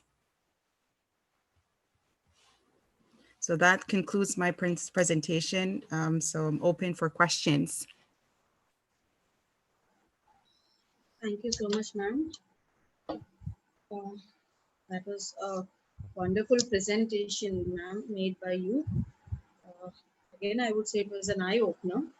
No doubt, it was not touching totally upon our topic for the day, social construction, but definitely how we have this problem of gender, social.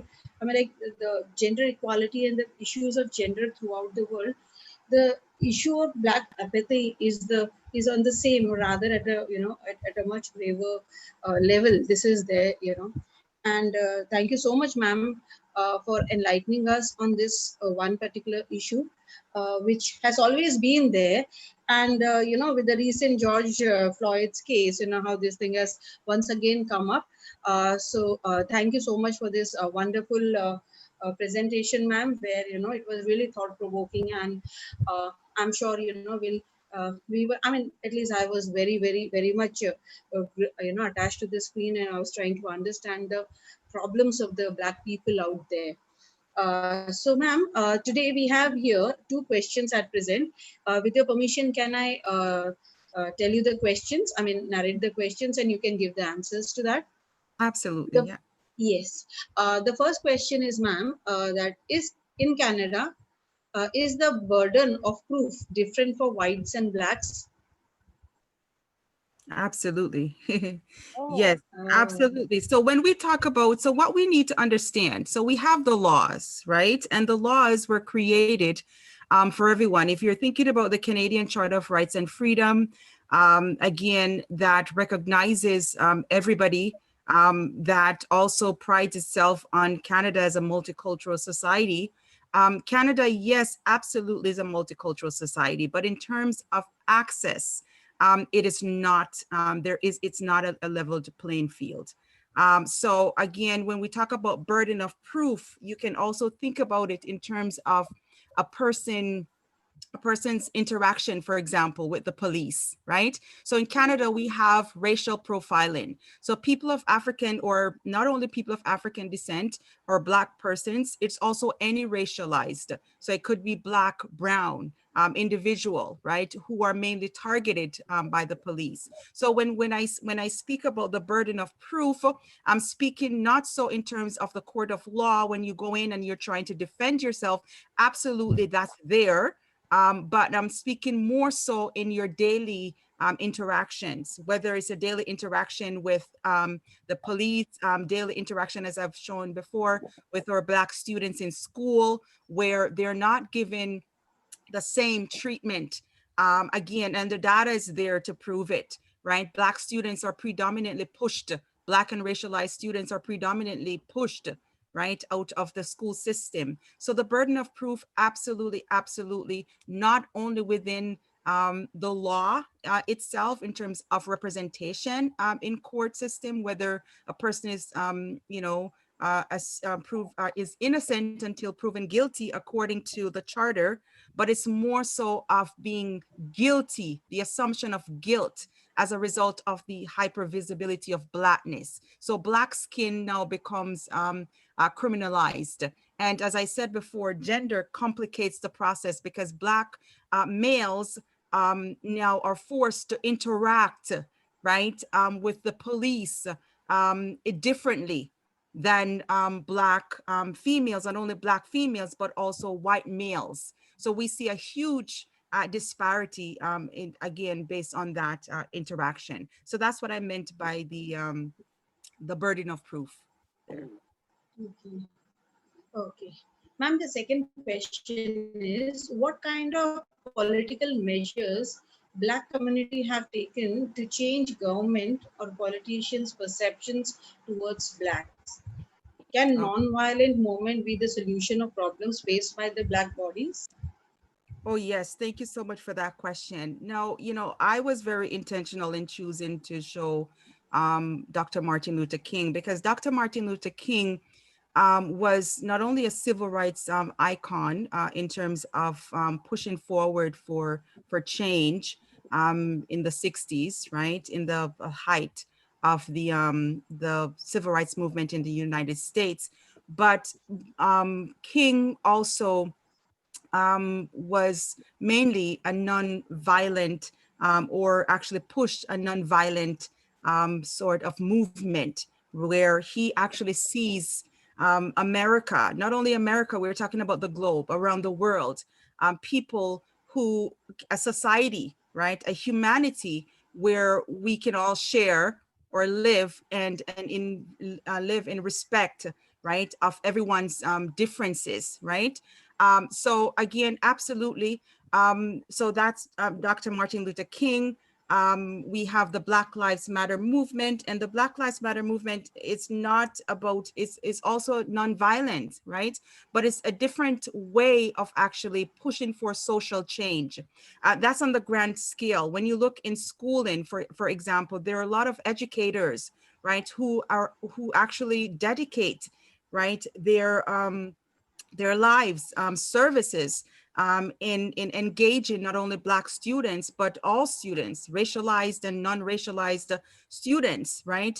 In building that critical consciousness of history, in building that critical consciousness of now, so that we all understand, right, the historical forces that are at play. Because without an understanding of history, then it's difficult for you to understand actually what's going on. What we see is just basically people just being rowdy, people looting and all of that, but we don't know where that is, what do you call it, stemming from. So that's the reason why we always, as educators, push for Black history to be taught in school, because the average person does not know, right? What we see is that, okay, why is it that, and again, going back to the question that was asked of King in the video, why is it that Black people are so complacent? Why is it that they are not achieving, right? But then there's a root cause of not achieving. And if we don't understand the root cause of that, then it goes over our heads. What we see again is the criminalization of Blackness. Right? Right. Well said, ma'am. Ma'am, another question is there. Is there any affirmative action plan for Black people as a constitutional norm in legal system of Canada? Very good. So in terms of the legal system and affirmative action, I think Canada takes direction more so from the United States. So even if there isn't any sort of policies in terms of law that are placed or are put in place to offer protection or access, right? Or to decolonize, right? The dehumanization that took place in Black communities. I think that there again, because the reason why I'm saying this is because in the US, we know of affirmative action. In Canada, it's the same practice, supposedly. Okay, and I'm going to qualify that.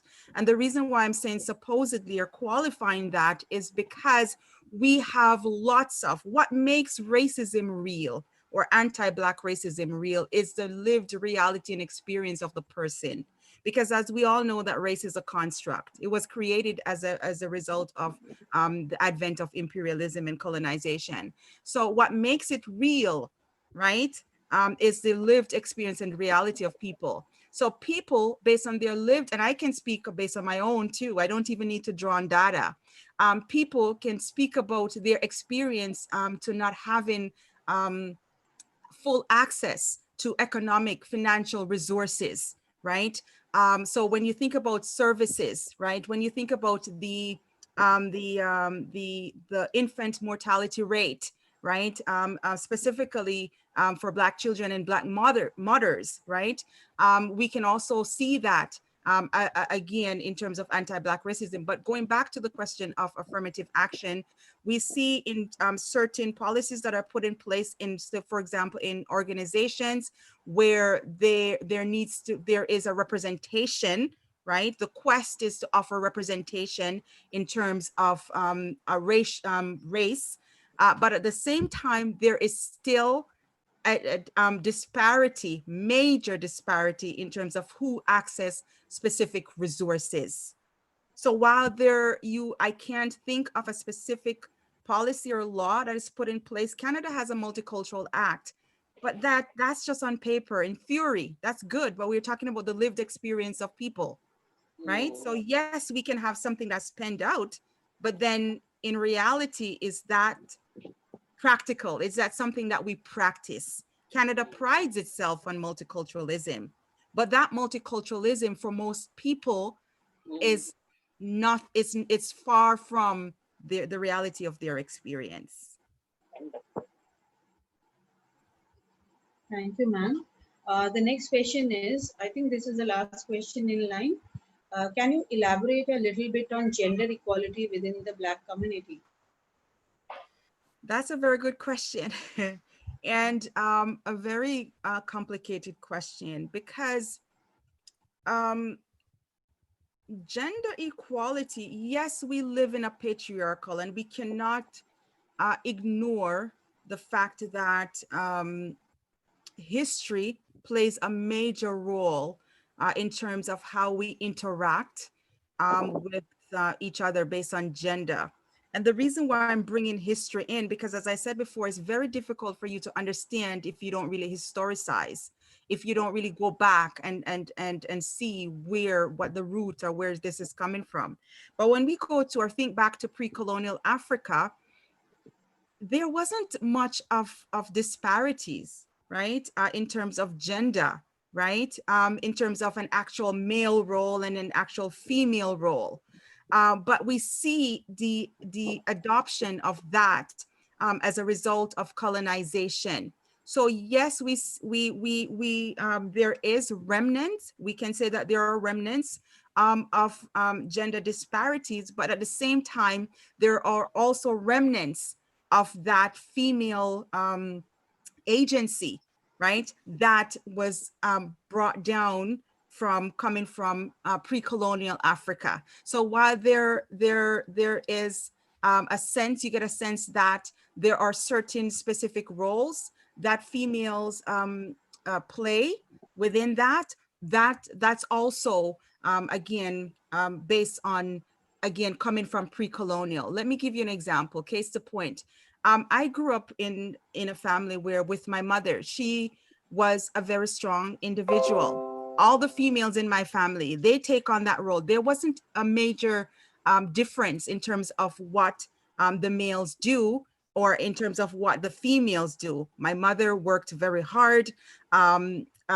She took care of the children. One can say that that's an assigned role, as we know, coming from the European patriarchal system. But at the same time, there was a level of agency that's there. So it's not that she was actually boxed in where, okay, this is your role and that's what you need to do. You stay home, you take care of the children, you make sure that food is or dinner is prepared, you make sure that all of those stuff. No, she had her own power. She had her own agency where she had her own, business in terms of entrepreneurship. She took care of the household. She worked on par with my dad, right, who also played that role as well. So yes, we see that difference, but at the same time, as I said, when we think about pre-colonial Africa, we can also see remnants of female agency that's been brought down. So it's very much a part of us. So that was the last question, ma'am. I think there are now no more questions. So I think,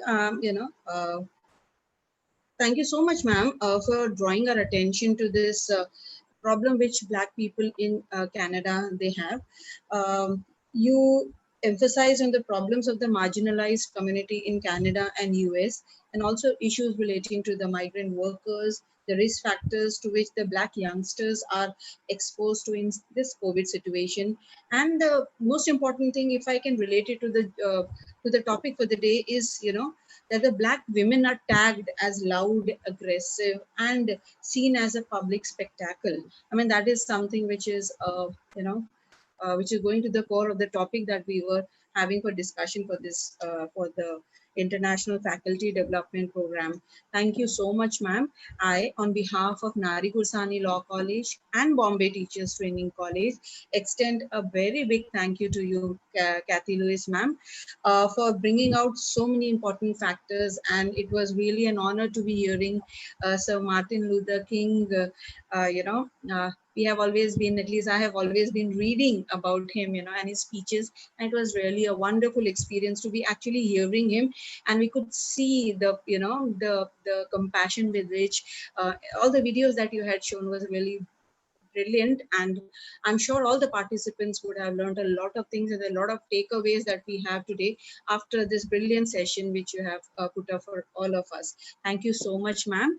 And with this, I come to the end of this technical session 5, and I guess now I can hand over the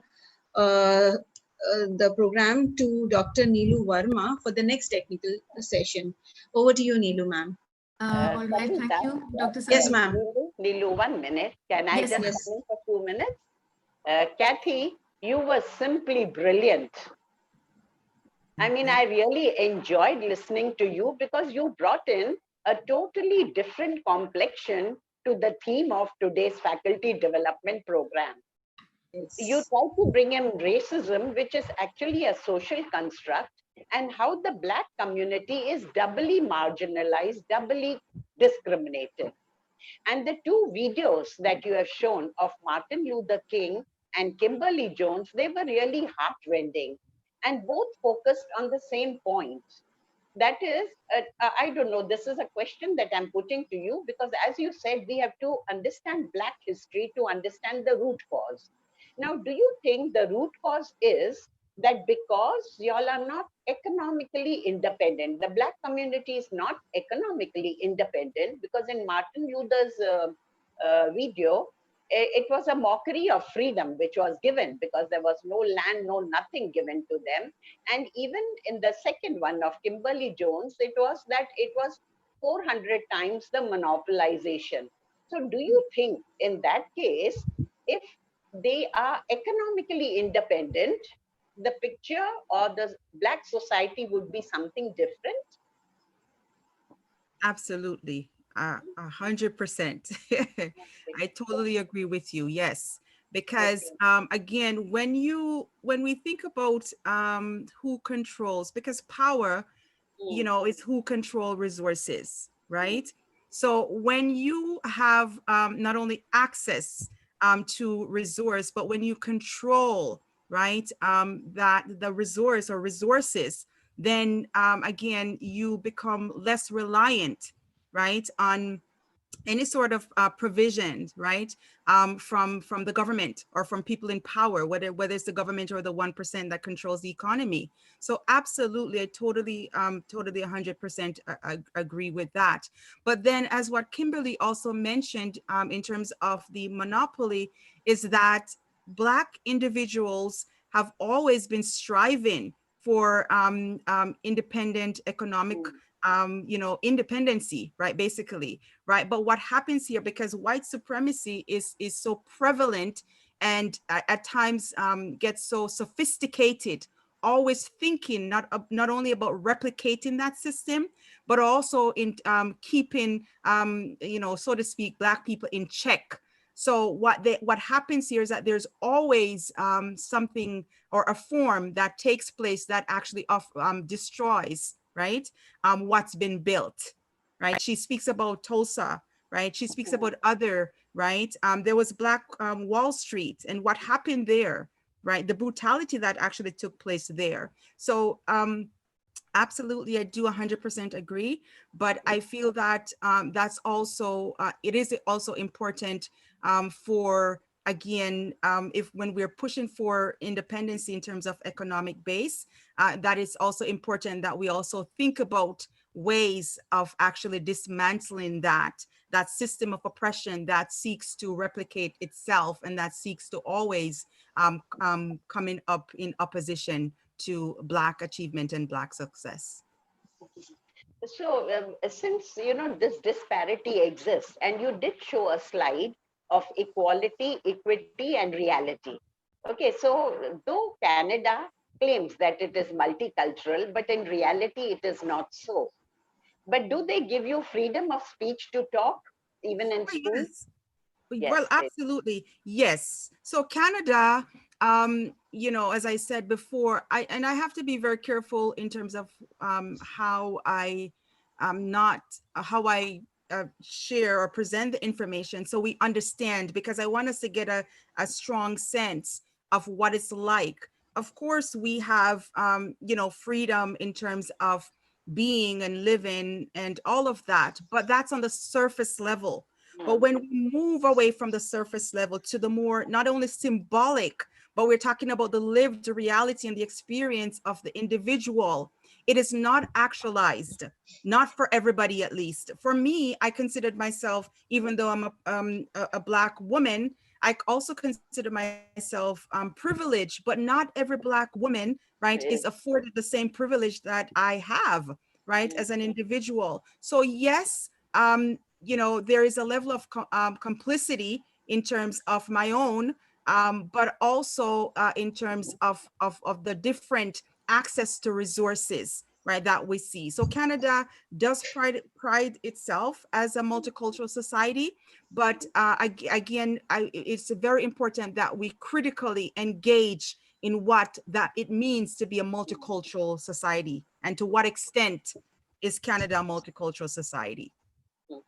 And Kathy, we can empathize with the Black community because even Indians are not fair-skinned. We are wheat complexioned thing, and we have been reading, I think even you may have read Gandhiji's autobiography of his life, and he has given us experiences of South African community, you know. So I think we have a lot in common, you know. Oh yes, for sure. Yes. And that's why a very big thank you on behalf of Nari Gursani Law College and Bombay Teachers Training College. It was very interesting listening to you because you brought in a totally different complexion to our program today. Thank you so very much for being with us. I appreciate it. Thank you. Thank you for Thank having me. you. Thank you. Thank you. Thank you. Bye. Yeah. Thank you. Bye-bye. Have a nice day. You too. Thank you. Bye. Bye. Yeah, over to Dr. Neelu. Thank you, ma'am. I have the privilege of inviting our next resource person for the day, Professor Dr. Amia Bhaumik, who is the president and founder of Lincoln University College, Malaysia. Professor Dr. Amia Bhaumik holds a double master's degree in various disciplines like biology, culture, and psychology, and a PhD and international management. He is a founder and former vice chancellor and now president of Lincoln University College, Malaysia, which offers more than 95 programs, including PhDs and MBBS, in not less than 12 faculties. Lincoln University College has achieved 80th rank in world rankings under Times Higher Education Impact Ranking 2020, and this was under the category of quality education. Sir is a visionary leader for developing society via education and training. He's worked for many international organizations, and one of them was Ottawa University, USA. While working with international universities, he has gained various types of educational development work that includes writing policies and strategies of education for various countries. He has traveled all the continents of the world, and that includes America, Africa, Asia, Europe, Australia. Until now, he has traveled more than 108 countries around the world for his work. Dr. Amir believes in Abraham Lincoln's philosophy of providing education to each and every human being of the world. He also believes what philosopher Swami Vivekananda said, that each and every human being is a potentially divine being. Dr. Amir believes through education, we can help each and every human being to manifest their hidden divinity, power, strength, and scholarship. For him, work is worship. I welcome you, Dr. Professor Amia Bhaumik, sir, to share with us your thoughts and your take on the theme today, social construction on gender. Welcome, sir.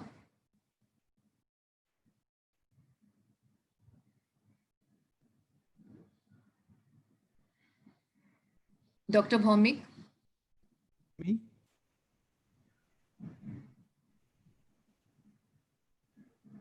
Can you hear me? Good evening. Welcome. Good evening, sir. Good evening. Welcome. Yeah. Yeah. Yes, sir. Speak, sir. Sir Balani, sir. Yes. Sure. No, I am not speaking. I just said welcome, sir. We are privileged to have you as a speaker, and you are the role model, and you are our mentor, and then you have always blessed us by participating in all our programs, and you have always motivated all of us as an educationist to deliberate on the different topics. Now, today's topic is very, very significant as far as the faculties of law and education are concerned. Nari Gursani Law College and Bombay Teachers Training College are privileged to have you as a resource person to speak on the topic social construction of gender.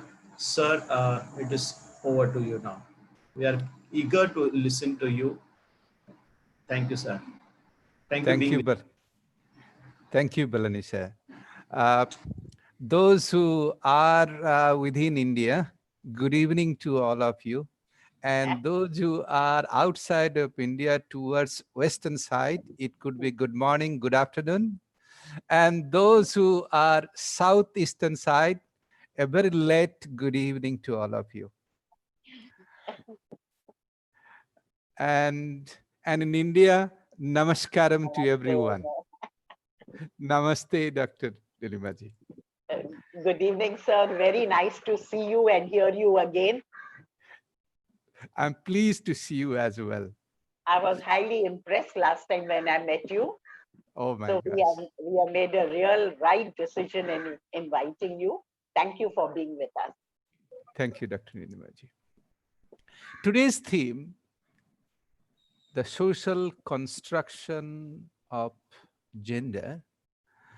It's a very important theme, not only in our university research area, but also in my personal agenda.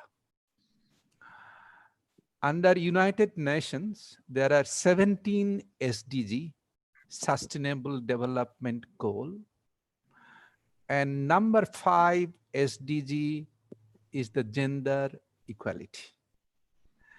And next year, in Times Higher Ranking Impact, we are participating in gender equality as well. So every year we try to change or try to take up certain theme which is based upon United Nations Sustainable Development Goal. Now, as we are educators, as we are university, so we need to create an impact to the society. And that impact should be a sustainable development goal. So United Nations have categorized 17 sustainable development goals. And SDG 5 is one of those, which gender equality. So you have chosen a fantastic theme today. Now, when we talk about gender, mostly in coming between men and women, mostly people will be thinking how we can do this. Now, traditionally, or you go back hundreds of years back, women in our society used to be revered, used to be treated like a respectable leader. But over the years and centuries, that trend has been changed and become patriarchic society. And because of this patriarchic society, now why this patriarchic society has come into existence? Why matriarch society could not flourish? Right now, throughout the world, only 6 matriarchic society is existing. One in China, one in Costa Rica, one in Indonesia, one in India, and one in Kenya, and one in Ghana as well. Now, why this matriarchal society is able to exist and rest of the world is patriarchal society. Now, this is where it comes nothing but the luster, the greed has evolved into these patriarchies. The luster and greed, when I say luster and greed, that women are not treated as equal human being. The woman is treated more like an object. And so as treated object, the patriarchic society, they do not look at the women as equal, rather as an object. And because of that object, the patriarch society has dominated throughout the world. And as patriarch society has dominated, that luster and greed has expressed not only in gender, but also in our daily living. And because that luster and greed had changed our lifestyle, and we have landed into conflict. No more harmony, no more peace.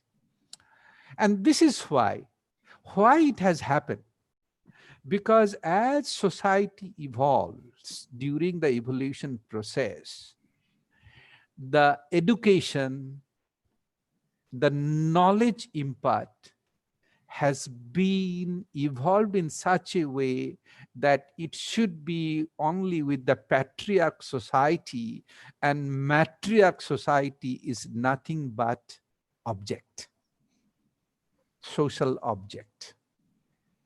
Now, unless the patriarch society wake up, and which had started to wake up, that respect and reverence towards women.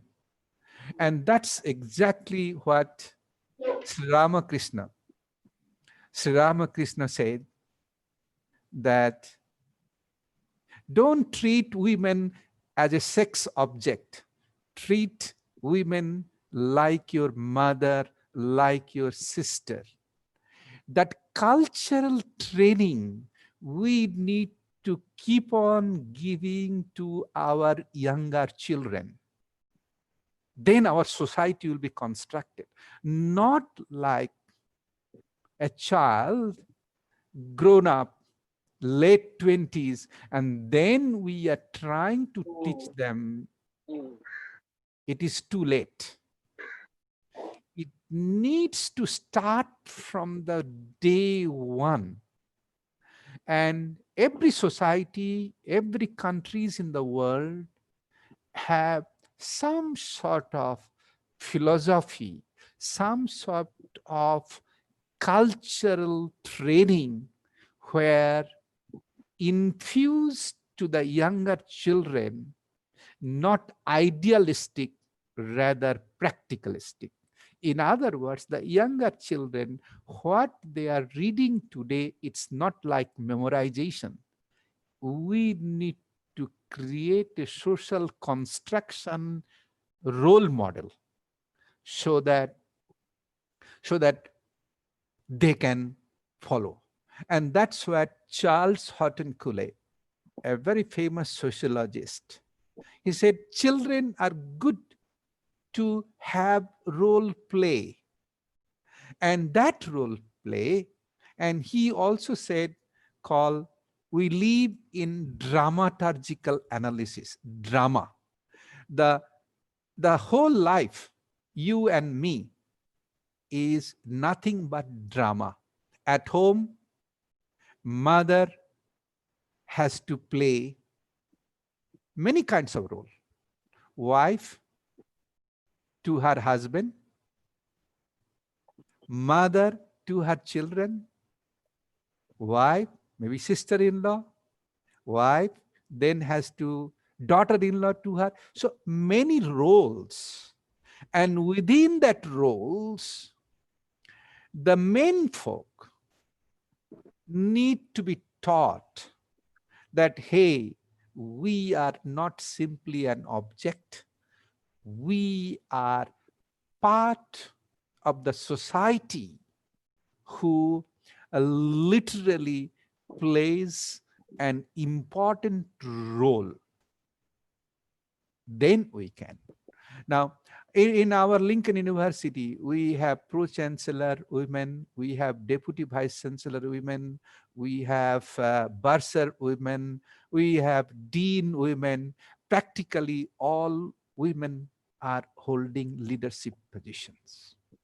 Now, what need to have the patriarch society understand their importance, their roles?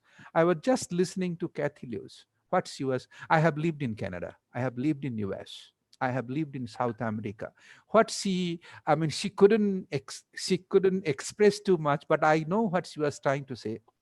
Surface meaning that it is projected throughout the world. Yes, we are treating equally. But believe me, I have lived in this society. If the skin color is not pure white, it's a terrible, terrible thing to have. I have worked all this. So having said that the women leader, they have a big responsibility. They got to those leaders, few leaders are existing in the world. Indira Gandhi, she was killed. Benazir Bhutto, she was killed. So Margaret Thatcher. So those kind of leaders should be role model to teach our younger generation. That's the most important. But what is happening, the younger generation, we are not taking very interactive, very serious role that how younger generation could really just not memorizing, rather practice it. And that practicality, that practice of gender equality, how gender is important in our social construction. The human being is nothing but social animal. So, and social animal need to live in a group. And to live in a group, we must not create any kind of conflict. The moment we have a conflict, we tend to lose peace, we tend to lose harmony. So the social construction of gender equity is very important. And that's where I like Swami Vivekananda's, that each and every human being is a potentially divine. So let us think that the women gender, the patriarch gender, or in racial discrimination area, between black and white, so-called dominant people need to understand that each and every human being is nothing but the potentially divine. And this philosophical, cultural education, we need to inject. Why I say inject?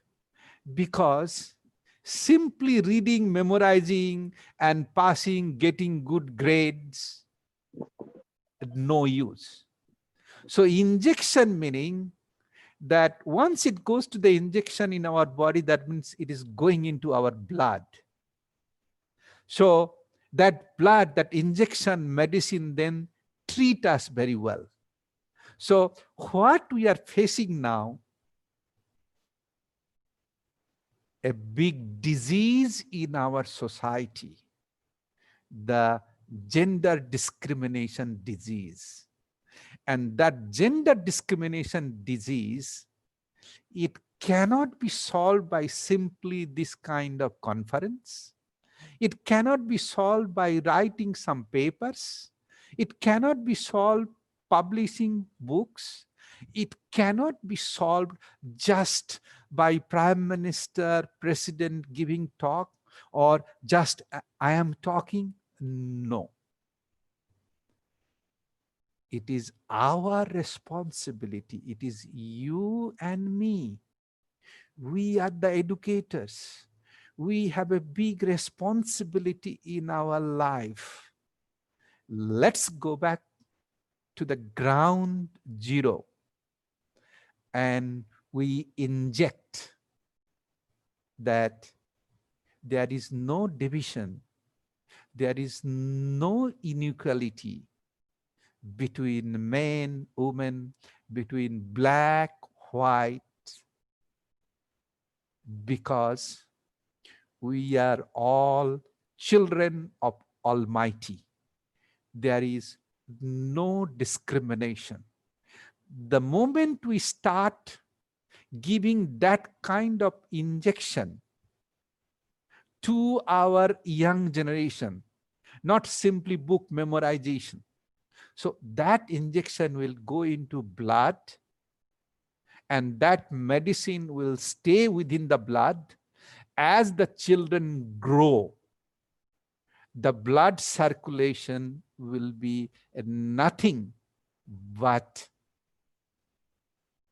equality, harmony, and reality. Then we can only achieve. But we can talk. Canada, US, they have fantastic policies. Government has policies. But look at what is happening in the US. And why it is like this. Trump today, the Trump, why he's like this? Because he is not able to fulfill his luster and greed. His niece has written a book saying that how much is enough. This how much is enough. You cannot be teaching Trump now. Somebody should have taught him when he was 5 years old boy. But his father was equally nasty because his father did not teach him that way. His father was looking for money, so he grew up. So what it is required, that gender equality, it is not outside. It is inside. It is within our family. Family. I mean, if we have a son and daughter, we got to treat them together in the same level. So, friends, the gender equity, social construction would only happen. Let's go back to the ground zero. Look at our children, give them proper training and education. Hey, both of you are not different. Only the physical expression is different. Otherwise, we are all human beings. As Swami Vivekananda, one of his lectures, he said that, brothers and sisters, I am no different from you at all. You don't think I am an angel. I am like you. But what I am trying to do, I am trying to open my mind. I'm trying to realize myself. Who am I? Where I come from. The moment I'm trying to realize myself, then I don't see any differences between anybody. The moment we have that kind of injection to our society will become more egalitarian rather than authoritarian, rather than pen and paper democratic, but in practical reality, we are practicing such. And why we should do this?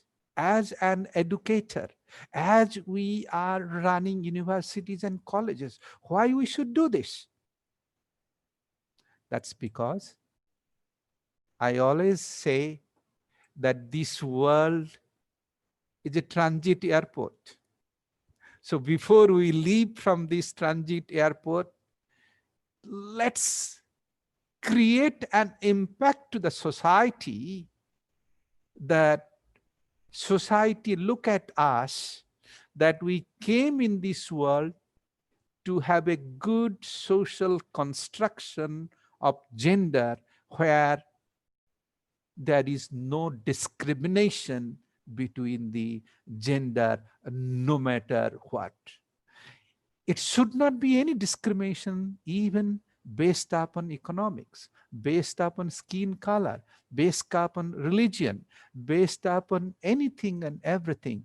We have to treat, we have to educate, we have to inject into the blood, hey, look, we are the same children of Supreme Almighty. There is no difference between Indian and Malaysian. There is no difference between Muslim, Hindu, Christian. There is no difference between white and black. This kind of role model of education keep on injecting to the younger society. And when we leave, these younger society, when they grow, they will become a fantastic egalitarian human being, and they will remember us that we did a wonderful job. So with this, I thank you to all of you, especially the Bombay Teachers Training College and the Law College as well, to inviting me to share of my personal opinion that what I think about the gender equality. So we are here in this world for few years. Let's work together that how we can do a fantastic social construction by not having conflict of gender, of not having conflict between black and white. Thank you, and may God continue to bless us with our choicest prayers so that we can create an impact to the society. Thank you all. Thank you. Thank you so much. Thank you, sir, for this wonderful talk. If I can quickly summarize it in a couple of minutes, I was deeply impressed by the fact that you mentioned that Lincoln University College has many positions, top positions where we have women leaders. Also, the highlight that this is time that we must ensure that our younger generation is made aware of the fact that the Sustainable Development Goal number 5, gender equality, should be actually practiced and brought to each home, wherein we should make them aware of women role models and women like, say, Malala Yousafzai, or maybe the ones who have made an impact and have left the world, Benazir Bhutto and Indira Gandhi. You also talked about the disease called gender discrimination and how an injection for that could be with us, with each of us. And this is not just this problem, this disease can not just be solved by participating in conferences or books or talks, but then one needs to work on it at ground zero level. So each individual must take part in this, and that will be able to create equality and harmony.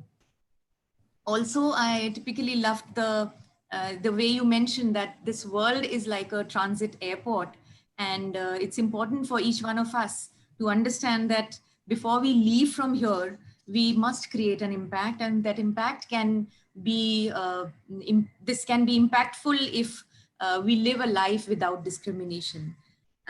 Sir, thank you so much for all what you've said. I have a couple of questions if I can pose them in front of you, sir. Sure, please, by all means. Yes. So there's a question Dr. Nilima ma'am has asked. Despite all good upbringing at home and a balanced education, how do we isolate our children from the negative impact of media? We've been talking a lot about how media influences our gender roles. So how is it possible, sir? That's what I said. It cannot be just one particular family. It needs to be injected overall, and we all have to work so that then media will realize, hey, I shouldn't be doing this. So if we don't do this at the, I mean, say, look at this, I give you an example, 9/11 cases. They did simultaneously to create an impact. So if we want to have such impact of not have gender discrimination, the entire society must take them on. Hey, look, we cannot be doing this. So the media personalities or the media owner, they should also own the responsibility. Hey, look, I should not project this gender equality. But if you and me only doing it, and we have billions of populations, they are doing something else, very difficult to control such cultural diffusion. The cultural diffusion is a very tremendous impact in our society. So what is happening? However, I wouldn't say that we should not teach our children because media is doing this. But we have to do that. I mean, I want to say there was a king and he told all the followers, look, I want this pond to be filled up by milk. So the followers said, look, everybody will pour the milk. So why not I pour the water? So then what happened? So overnight, king slept nicely. And next morning, when king went to the pond, he saw nothing but water. Because everybody thought everybody will bring the milk. So why not I take the water? So that mentality we need to change. That, oh, media is doing this, and therefore no point I teach my children. I have to do this. So when I start doing this, so as it goes, I agreed with Dr. Nilimaji what she said, that children, you train them, but media. But what happens, and Dr. Nilimaji, that what I have seen in my own life, that I grew up with the monastic missionaries. My childhood, monastic missionaries, I grew up myself. So as I grew up, now, of course, I'm quite young though, not yet old, but that cultural behavior, what I have received during my childhood, my adulthood, that one has gone into my blood. And no matter what happens outside of the society, no matter what media does, no matter how much greed and luster come in front of my head, it doesn't affect me. So what I would like to request all of us, that let's let's not practice the kings and followers thinking. We start practicing ourselves. So the children, when they grow up, they will have that. That's why I said injection, so that they remember. So that's the best way to prevent from media. Because when we inject into the blood, no matter what it is, a media, it will not affect. So how strong injection of cultural diffusion of social construction of gender equality, that depends. It's a wonderful question, Dr. Nilimaji. Thank you, sir. Exactly. I feel media is secondary. The first teacher is actually at home. So if the roots are strong enough for a child when he ventures out and gets exposed to the world of media, obviously media will not be able to affect that much. Right. Sir, I have another question. Sure, please go ahead. Yeah. Do you think that we have failed to inculcate the ethics relating to basic human rights of individuals in our children, both at home and in schools? Is this factor a reason that the issue of gender inequality has not been addressed till date and perhaps will not without mass sensitization? I beg to differ this question. We have failed. No, we never failed. See, one of the reasons why our society is facing this kind of challenges, we tend to teach our children from home the negative aspect of life. We tend to teach our children pessimistic. We should teach them more optimistic, more positive. So we shouldn't say failed, that we failed to achieve. No, rather, we did not take enough initiatives. Enough initiatives. And when I say enough initiative, that as I said, in the beginning of children, when we are teaching them, that teaching nowadays has become like a memorization, has become like parents are saying, okay, let me see your grade book. What grade you have got in this? Instead of that one, how we can inculcate the positive thinking. Not that, oh, you are daughter, you are women, you are, once you are married away, we are gone. So that thinking process need to change. So it is not failed.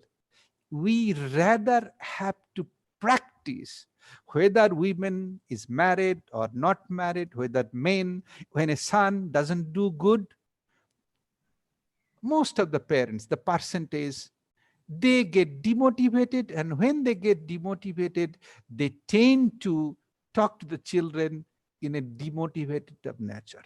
So what need to be done, Dr. Niloji, that our people, instead of fail, rather I would say that we have to take more effort, more initiatives, that how this gender equity can be.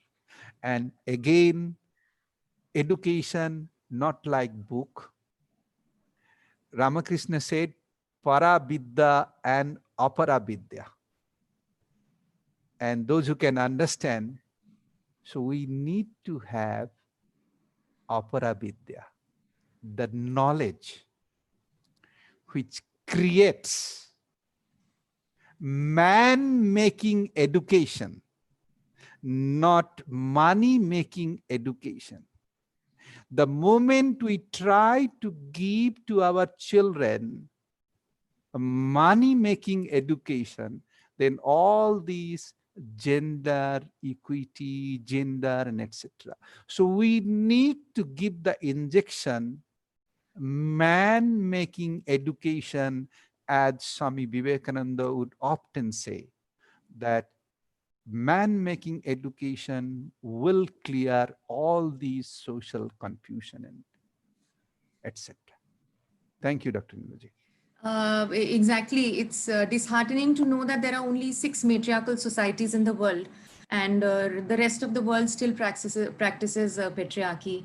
But yes, man making education is definitely going to be like a light. If we really practice it that way, I'm sure we are able to achieve what we target for. Another question from a participant, sir. Sir, is it normal to get harsh reviews or rejection based on your ethnicity or gender? Sorry, can you repeat? Is it normal to get harsh reviews or rejection based on your ethnicity or gender? That's how the culture has been built. But that's why our injection of education from the very beginning, we have to tell people, my children, that look, when criticize people, you don't say they are your enemy. You don't say they are putting you down. I look at that harsh review is a blessings in disguise. The people are testing you, your tolerance, your patience, that how you can overcome such harsh review. So, and that has happened. That is what is happening nowadays throughout the world, throughout the society. And that's why I want all of you to go back ground zero. Teach our children. Let them criticize me. I give a damn, which I often say, I give a damn if I know myself consciously, I am doing right thing, get lost everyone. So this kind of training, the consciousness, the honesty and understanding, that need to be built in our social education. Then the person who is criticizing now, that person will stop. That person who is giving harsh review or whatever may be, because he or she does not have that kind of education. If he or she has given that kind of injection, I don't think that person will do. So what we need to teach our children or teach our society, that look, if anybody criticizes you, and that's what I always say, you are your best friend and you are your best enemy.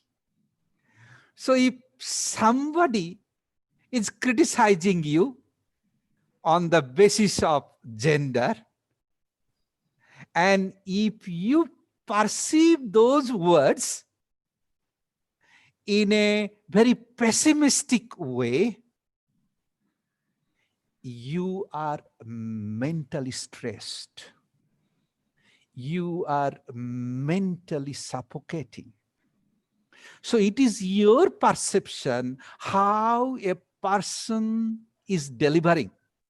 And I like to quote Swami Vivekananda in one of the lectures. He said that, look, when somebody is criticizing you, if somebody tells you stupid, let's spell it out. STUPID. Now, then he said, take out S. Does it make any sense? Stupid.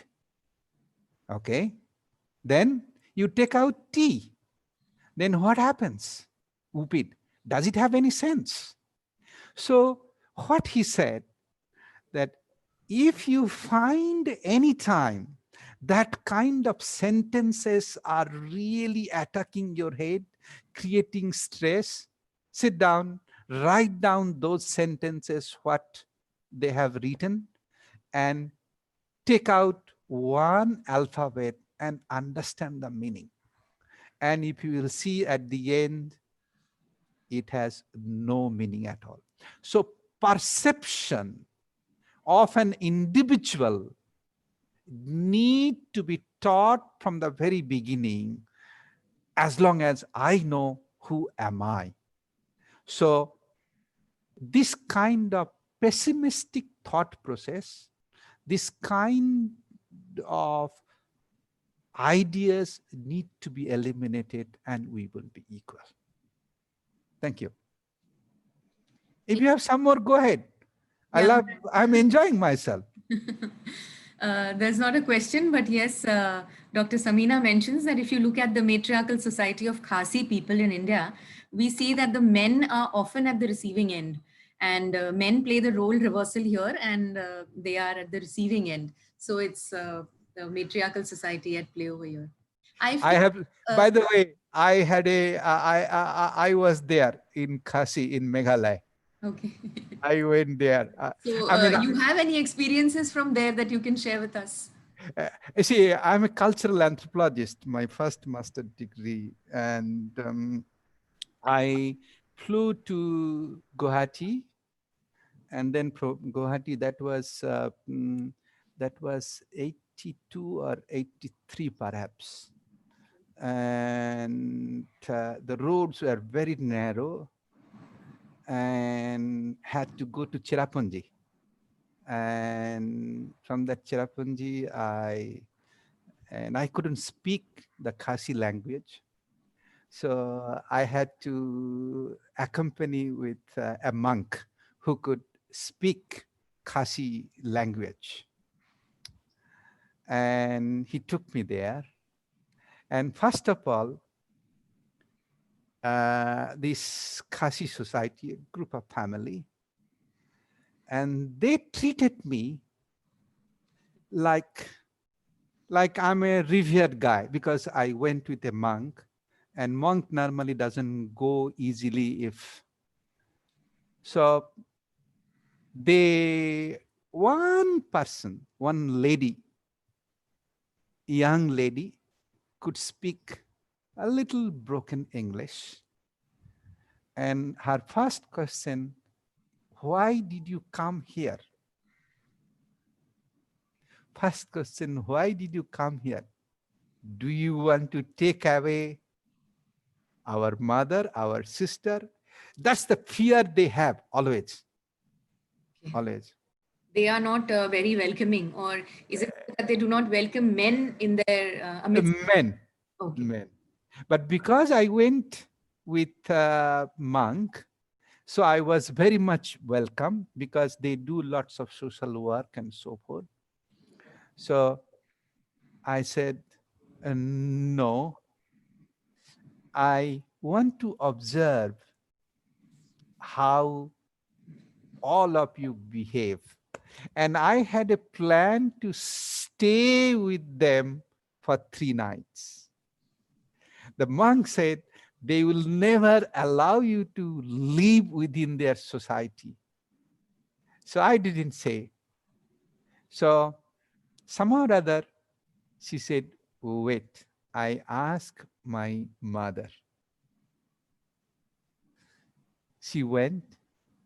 She came back after half an hour with 10 group of women, with 10.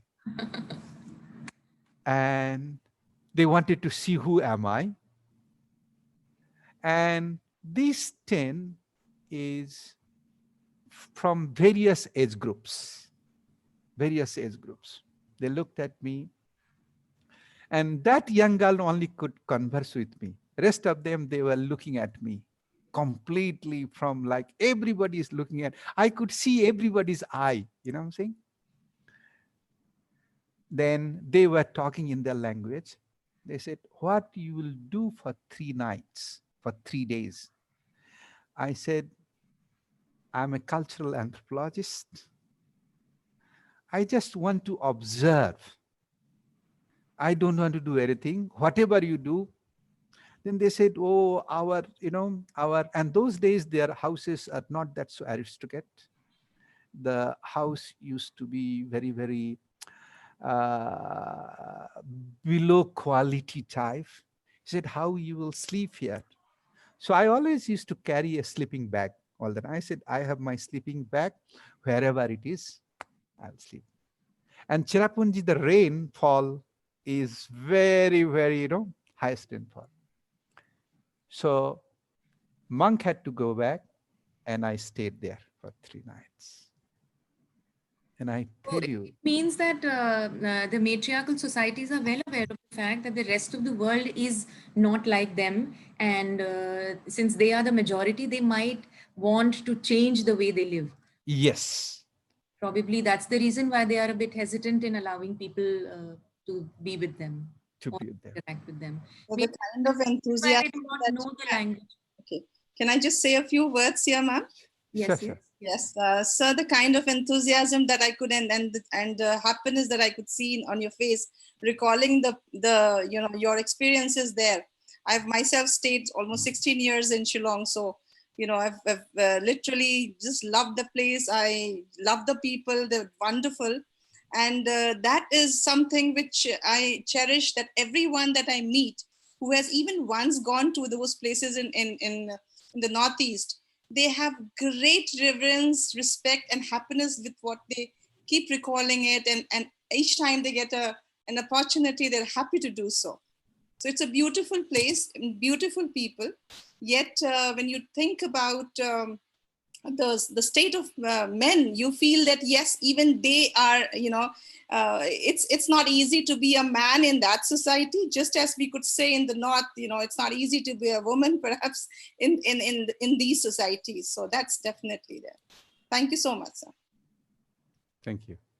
Thank you, ma'am. I feel the statement that I read before I joined this particular webinar, that gender is socially constructed unlike biological sex.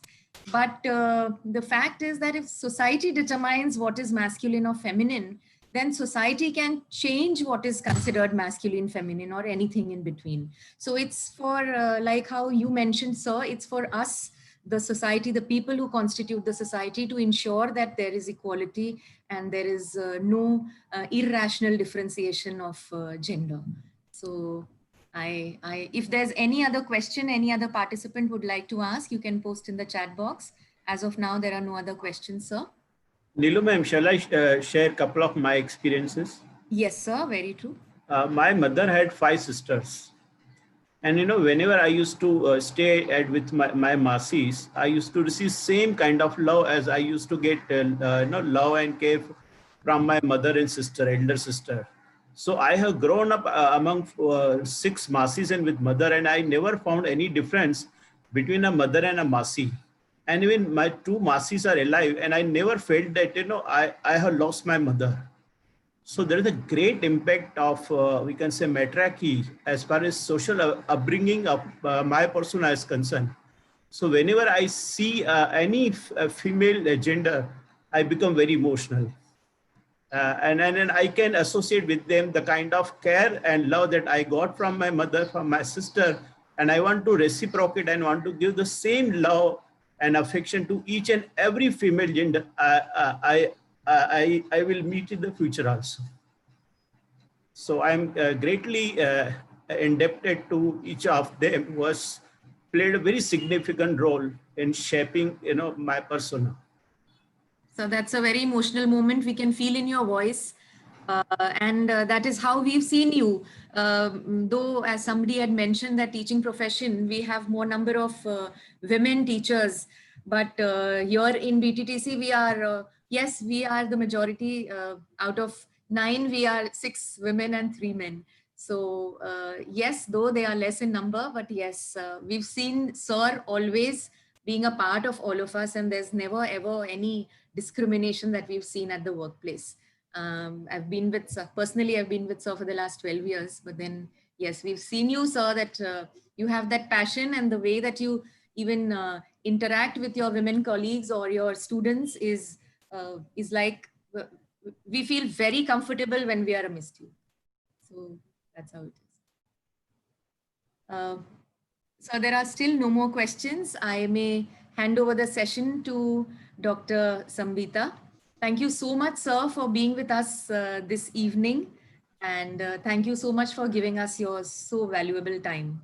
And thank you, Dr. Nilaji. Opinions with us on the topic. Thank you. Over to you, Sambita ma'am. Thank you, Dr. Neelu. Now, friends, we have come to the end of this faculty development program.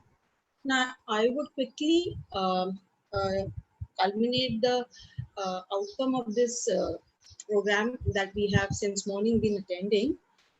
In this FDP, we had 6 technical sessions with 6 resource persons from different countries coming from different cultural backgrounds. Now, each and every speaker had appropriately discussed the topic assigned to him and have justified their role as the resource person in this faculty development program.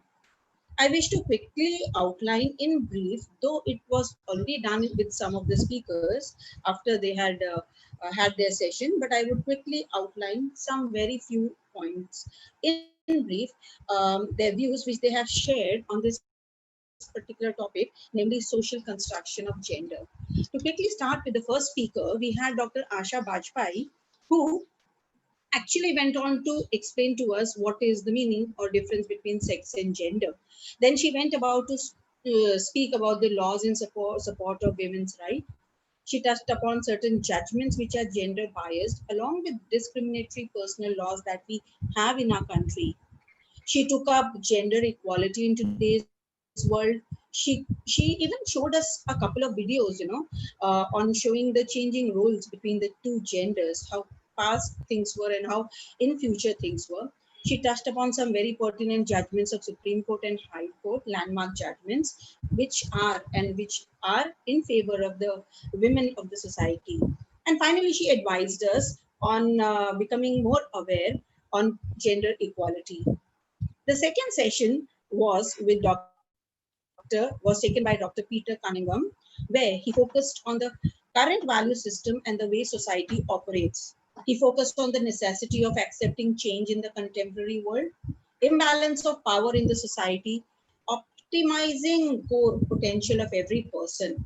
He also spoke about the impediments that India and South Africa face regarding stereotyping women in the society. He analyzed the problems which women in South Africa are facing by not being aware of their rights or not coming forward and report their problems. He also referred to current scenarios in South Africa where the girls get pregnant and they have child during the teens and discuss the concerns of these young teenagers. However, he also gave certain solutions regarding the how we can improve the society, that how we can live by an example. He focused on the right to equality. He spoke about discrimination which needs to be checked and balanced, and he also, with all the other solutions that he was trying to put up before all of us, he also put up the need to address the negative stereotype in order to reconstruct the gender issues. The third technical session we had with Fulvia Abondante. Now here, she took us and explained the construction of gender in Italian experience and highlighted the role of culture, religion, and law. She focused on women's right from the Roman age to Middle Age, 17th century, the Illuminous period, where idea of equality came up only after the French Revolution. She also focused on the position of women, which were started to be improved in the 19th century. She spoke about the Italian constitution and she highlighted the important features of the constitution. However, at the end, at one point of time, she also focused that with all these changes which are happening in her country on gender issues, she also at some point of time stated that Italy is not a place for women. Their legislations are there, but they are not sufficient and they still need to work more on uplifting the status of the women in the country. Thereafter, we had the fourth session where we had Michael Ensor. He took us through various kinds of media which are prevalent in Canada and their role. At the same time, he also highlighted that how his country is a liberal country with multicultural over there. However, he also highlighted some very pertinent problems pertaining to gender, like pink taxes, gender wage gap, which exists over there.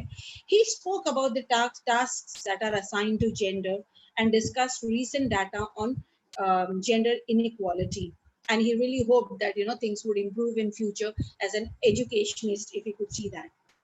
Thereafter, we had Kathy Lewis, ma'am, where she spoke about the intersectionality of gender and Black death. She focused more on the inequality which is faced by the Black people in Canada and US, and she took us through the Black history, how Black bodies are criminalized, how gender complicates that experience. She also spoke about the problems of the marginalized Black community in Canada and US, spoke about Black women's plight over there, and also referred to certain cases and showed us some videos. And she was predominantly, apart from the gender issues in the country, she was focusing more on the racism against Black men and women in her country.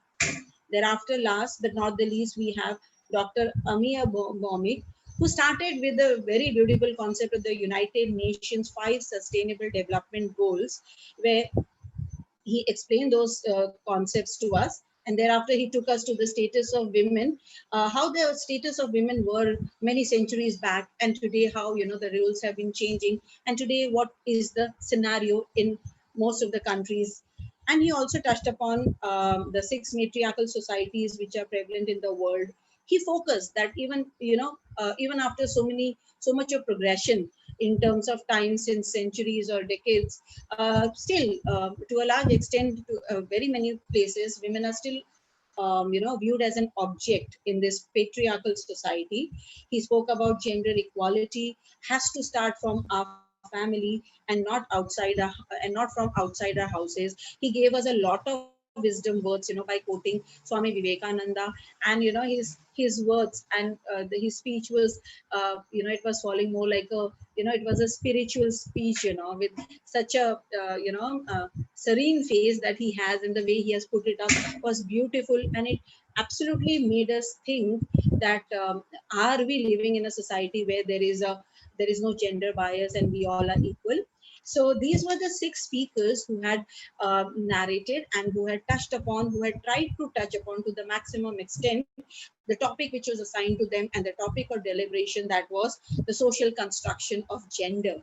So as a moderator, I feel that, they have done a wonderful task, and they have touched upon everything, and they had brought about their culture,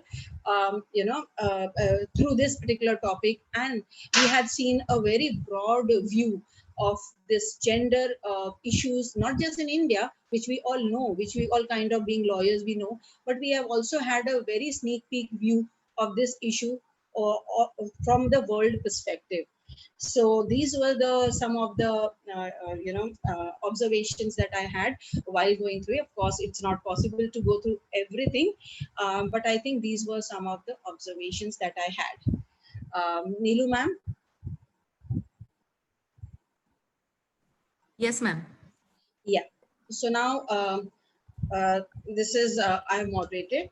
Now, do you wish me to proceed further to the last segment for the day, that is proposing a vote of thanks? Yes, ma'am, please. Yeah. Thank you so much. If Nilima ma'am has to say something, or Balani sir, if they would like to see. Yes, yes, please. No, I think we have had a very brilliant exposition of the topic, and I profusely thank the battery of experts that we have had.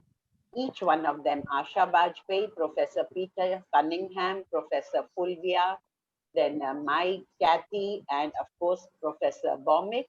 A very big thank you to all.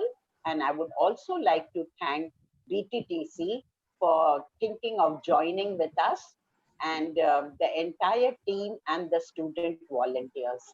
And of course, the formal vote of thanks can be given by Sambita Datta. Thank you, ma'am. Now, since you have thanked each and every person, resource person today, at BTTC family, we all are enriched with the topic, because Neelu ma'am is teaching this topic. Dr. Raju Talreja has been teaching this topic. Dr. Lubna Mansoori and myself have taught this topic, and this topic is very close to our heart. And a lot of learning is taking place, and we will definitely multiply this positive message among our all teachers whom we are going to train, whom we have been training.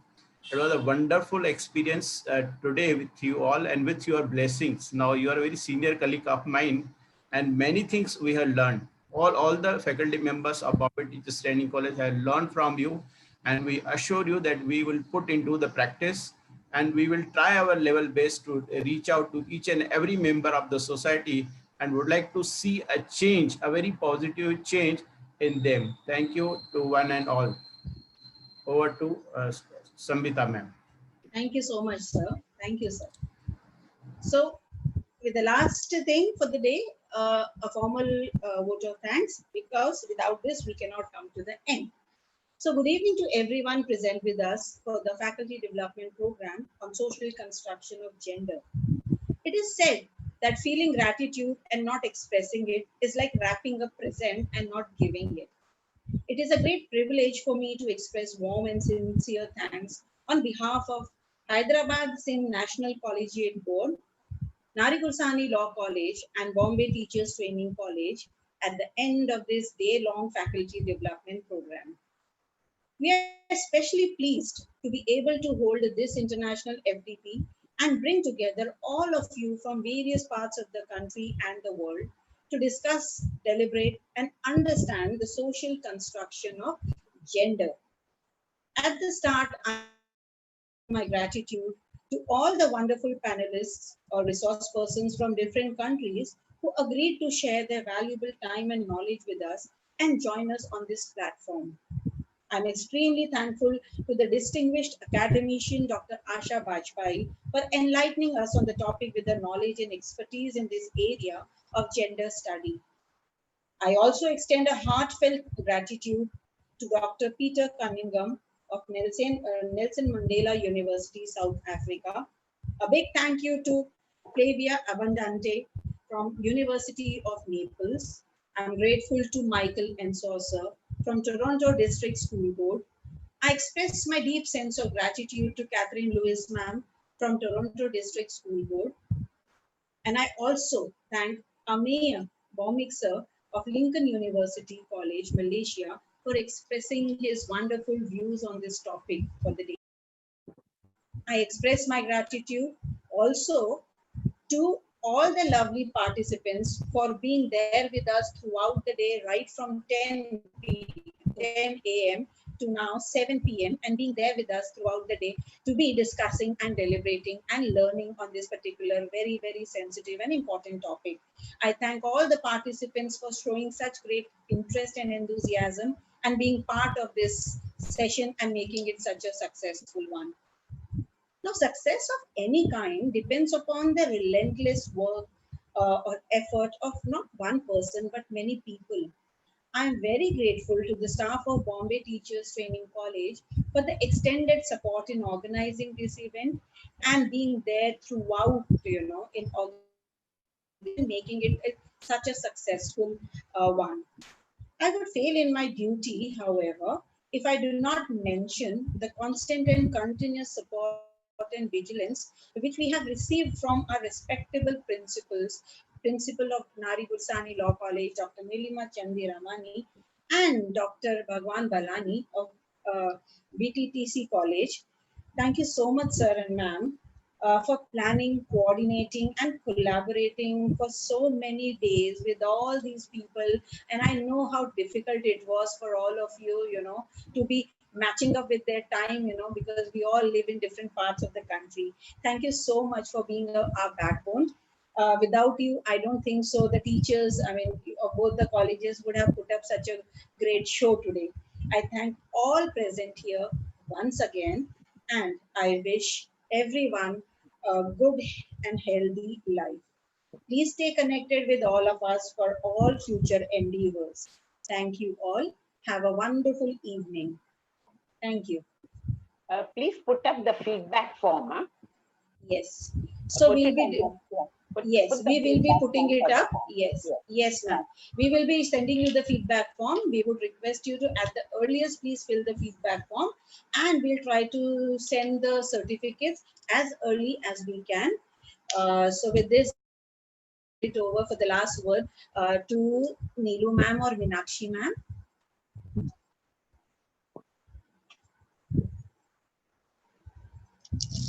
I guess they are not there.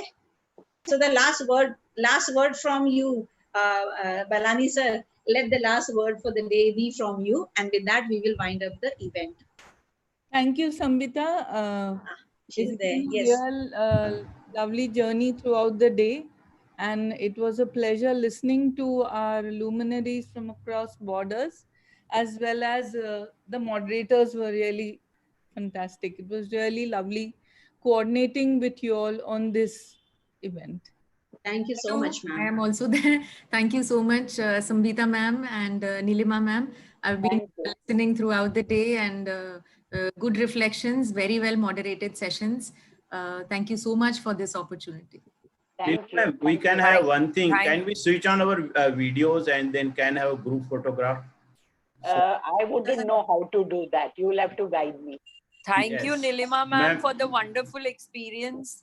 So It all was of you really please- new learnings, It new was my experience pleasure. altogether. All of you please switch on your video so that we can have group photograph on Zoom. What, we switch off or switch on? What is Switch it? on, switch on, ma'am. Okay. Ranjit sir, I will request you to take the photographs as a memory. Yes, sir. Yes, sir. Both the colleges. Kavita ma'am is there. Kavita ma'am. Is everyone on? Yes, Kavita ma'am, over to you. Good evening, sir. Good evening, ma'am. Lovely. Very good evening, ma'am. Brilliant sessions we had today. Yes. Thank you, ma'am. Thank you, being with us, supporting. Thank you. Thank you, Thank sir. you. Lovely it was. Thank you. Good evening, everyone. May I say something about the program? Yes, yes, please. John Keats said, "A thing of beauty is a joy forever." Ever. Today's program was such a beauty that it gave me a sublime joy, and that is what makes the day a perfect day. A good thing, well begun, always ends well. The conversation and especially the experiences of all the dignitaries gave us a good insight that still many endeavors need to be taken for changing the eon-old traditions. The topic was really, really very well taken, and the program was very well organized. Congratulations, especially to both Principal Madam and Sir. Thank you so much for organizing such program. Thank you. Nilima ma'am, we shall not forget our management, the provost, Dr. Niranjan Hiranandani, our president, Kushu Mansukani, Maya ma'am, for always being with us, supporting, blessings, participating, and motivating all of us to take up new endeavors. So we are also thankful to them for their constant and unconditional support, ma'am. Definitely, but I want to say something to what Dr. Batul Hamid has said. You don't know what your words mean to us, You have really motivated us to doing something more. Really, these words mean a lot because we have been working since a long time. So when I heard you, I really felt it was worthwhile doing everything. Thank you very much, Doctor. Thank you, ma'am. Ma'am, myself, Dr. Batul Hamid, Principal of Viva College of Law, Virar. Oh, it was wonderful having you. And, you really won't know what your words mean to me, Thank you so much. Thank you, ma'am. Nice program. Thank you so much. Thank you. Thank you, Principal Balani. It was Thank wonderful. All's well that ends well. Yes, thank ma'am. you for all your Thank you, ma'am. support. And Yes, I thank your entire team and all your Fantabulous program, ma'am. Fantabulous, wonderful. Thank Very you. nice. So much. Absolute And thumbs up. Absolute thumbs up. Thank you, you were with us. Thank you. Thank you, ma'am. Thank you. Thank you. Thank you, Have a ma'am. nice evening, all of you. Congratulations to everyone, ma'am. Vaishali, Yes. is it? Yes, ma'am. This is Vaishali. Very good. Yeah, I did see your name, of course, and your interactions also. I Thank you, just hope Vaishali, we for have being half as much as the energy when we are of your age, ma'am. my age. Wonderful. You will have double. Thank you. You will have And such a grand program, especially with different time zones. I mean, hats off to all the organizers. You Very well don't know how much organized. I have troubled them, again and again, changing the times. especially Canada, because it's 9.5 hours ahead of Yes, us. ma'am. But they Yes. were so cooperative and so accommodative, ready for all changes. Yes, ma'am. But you all have made it a grand success for me. Thank you so much. Thank you. Thank you for giving us this opportunity. Excellently organized. Now Thank you may you. have a good night's sleep, all of you all. Oh, no, I'm having a very big program tomorrow with Okay. Shardul Amarchand Mangaldas on Yes, Tata. yes, I'm aware. Yeah, 25th. Yeah. So I don't think tomorrow I'll be able to rest.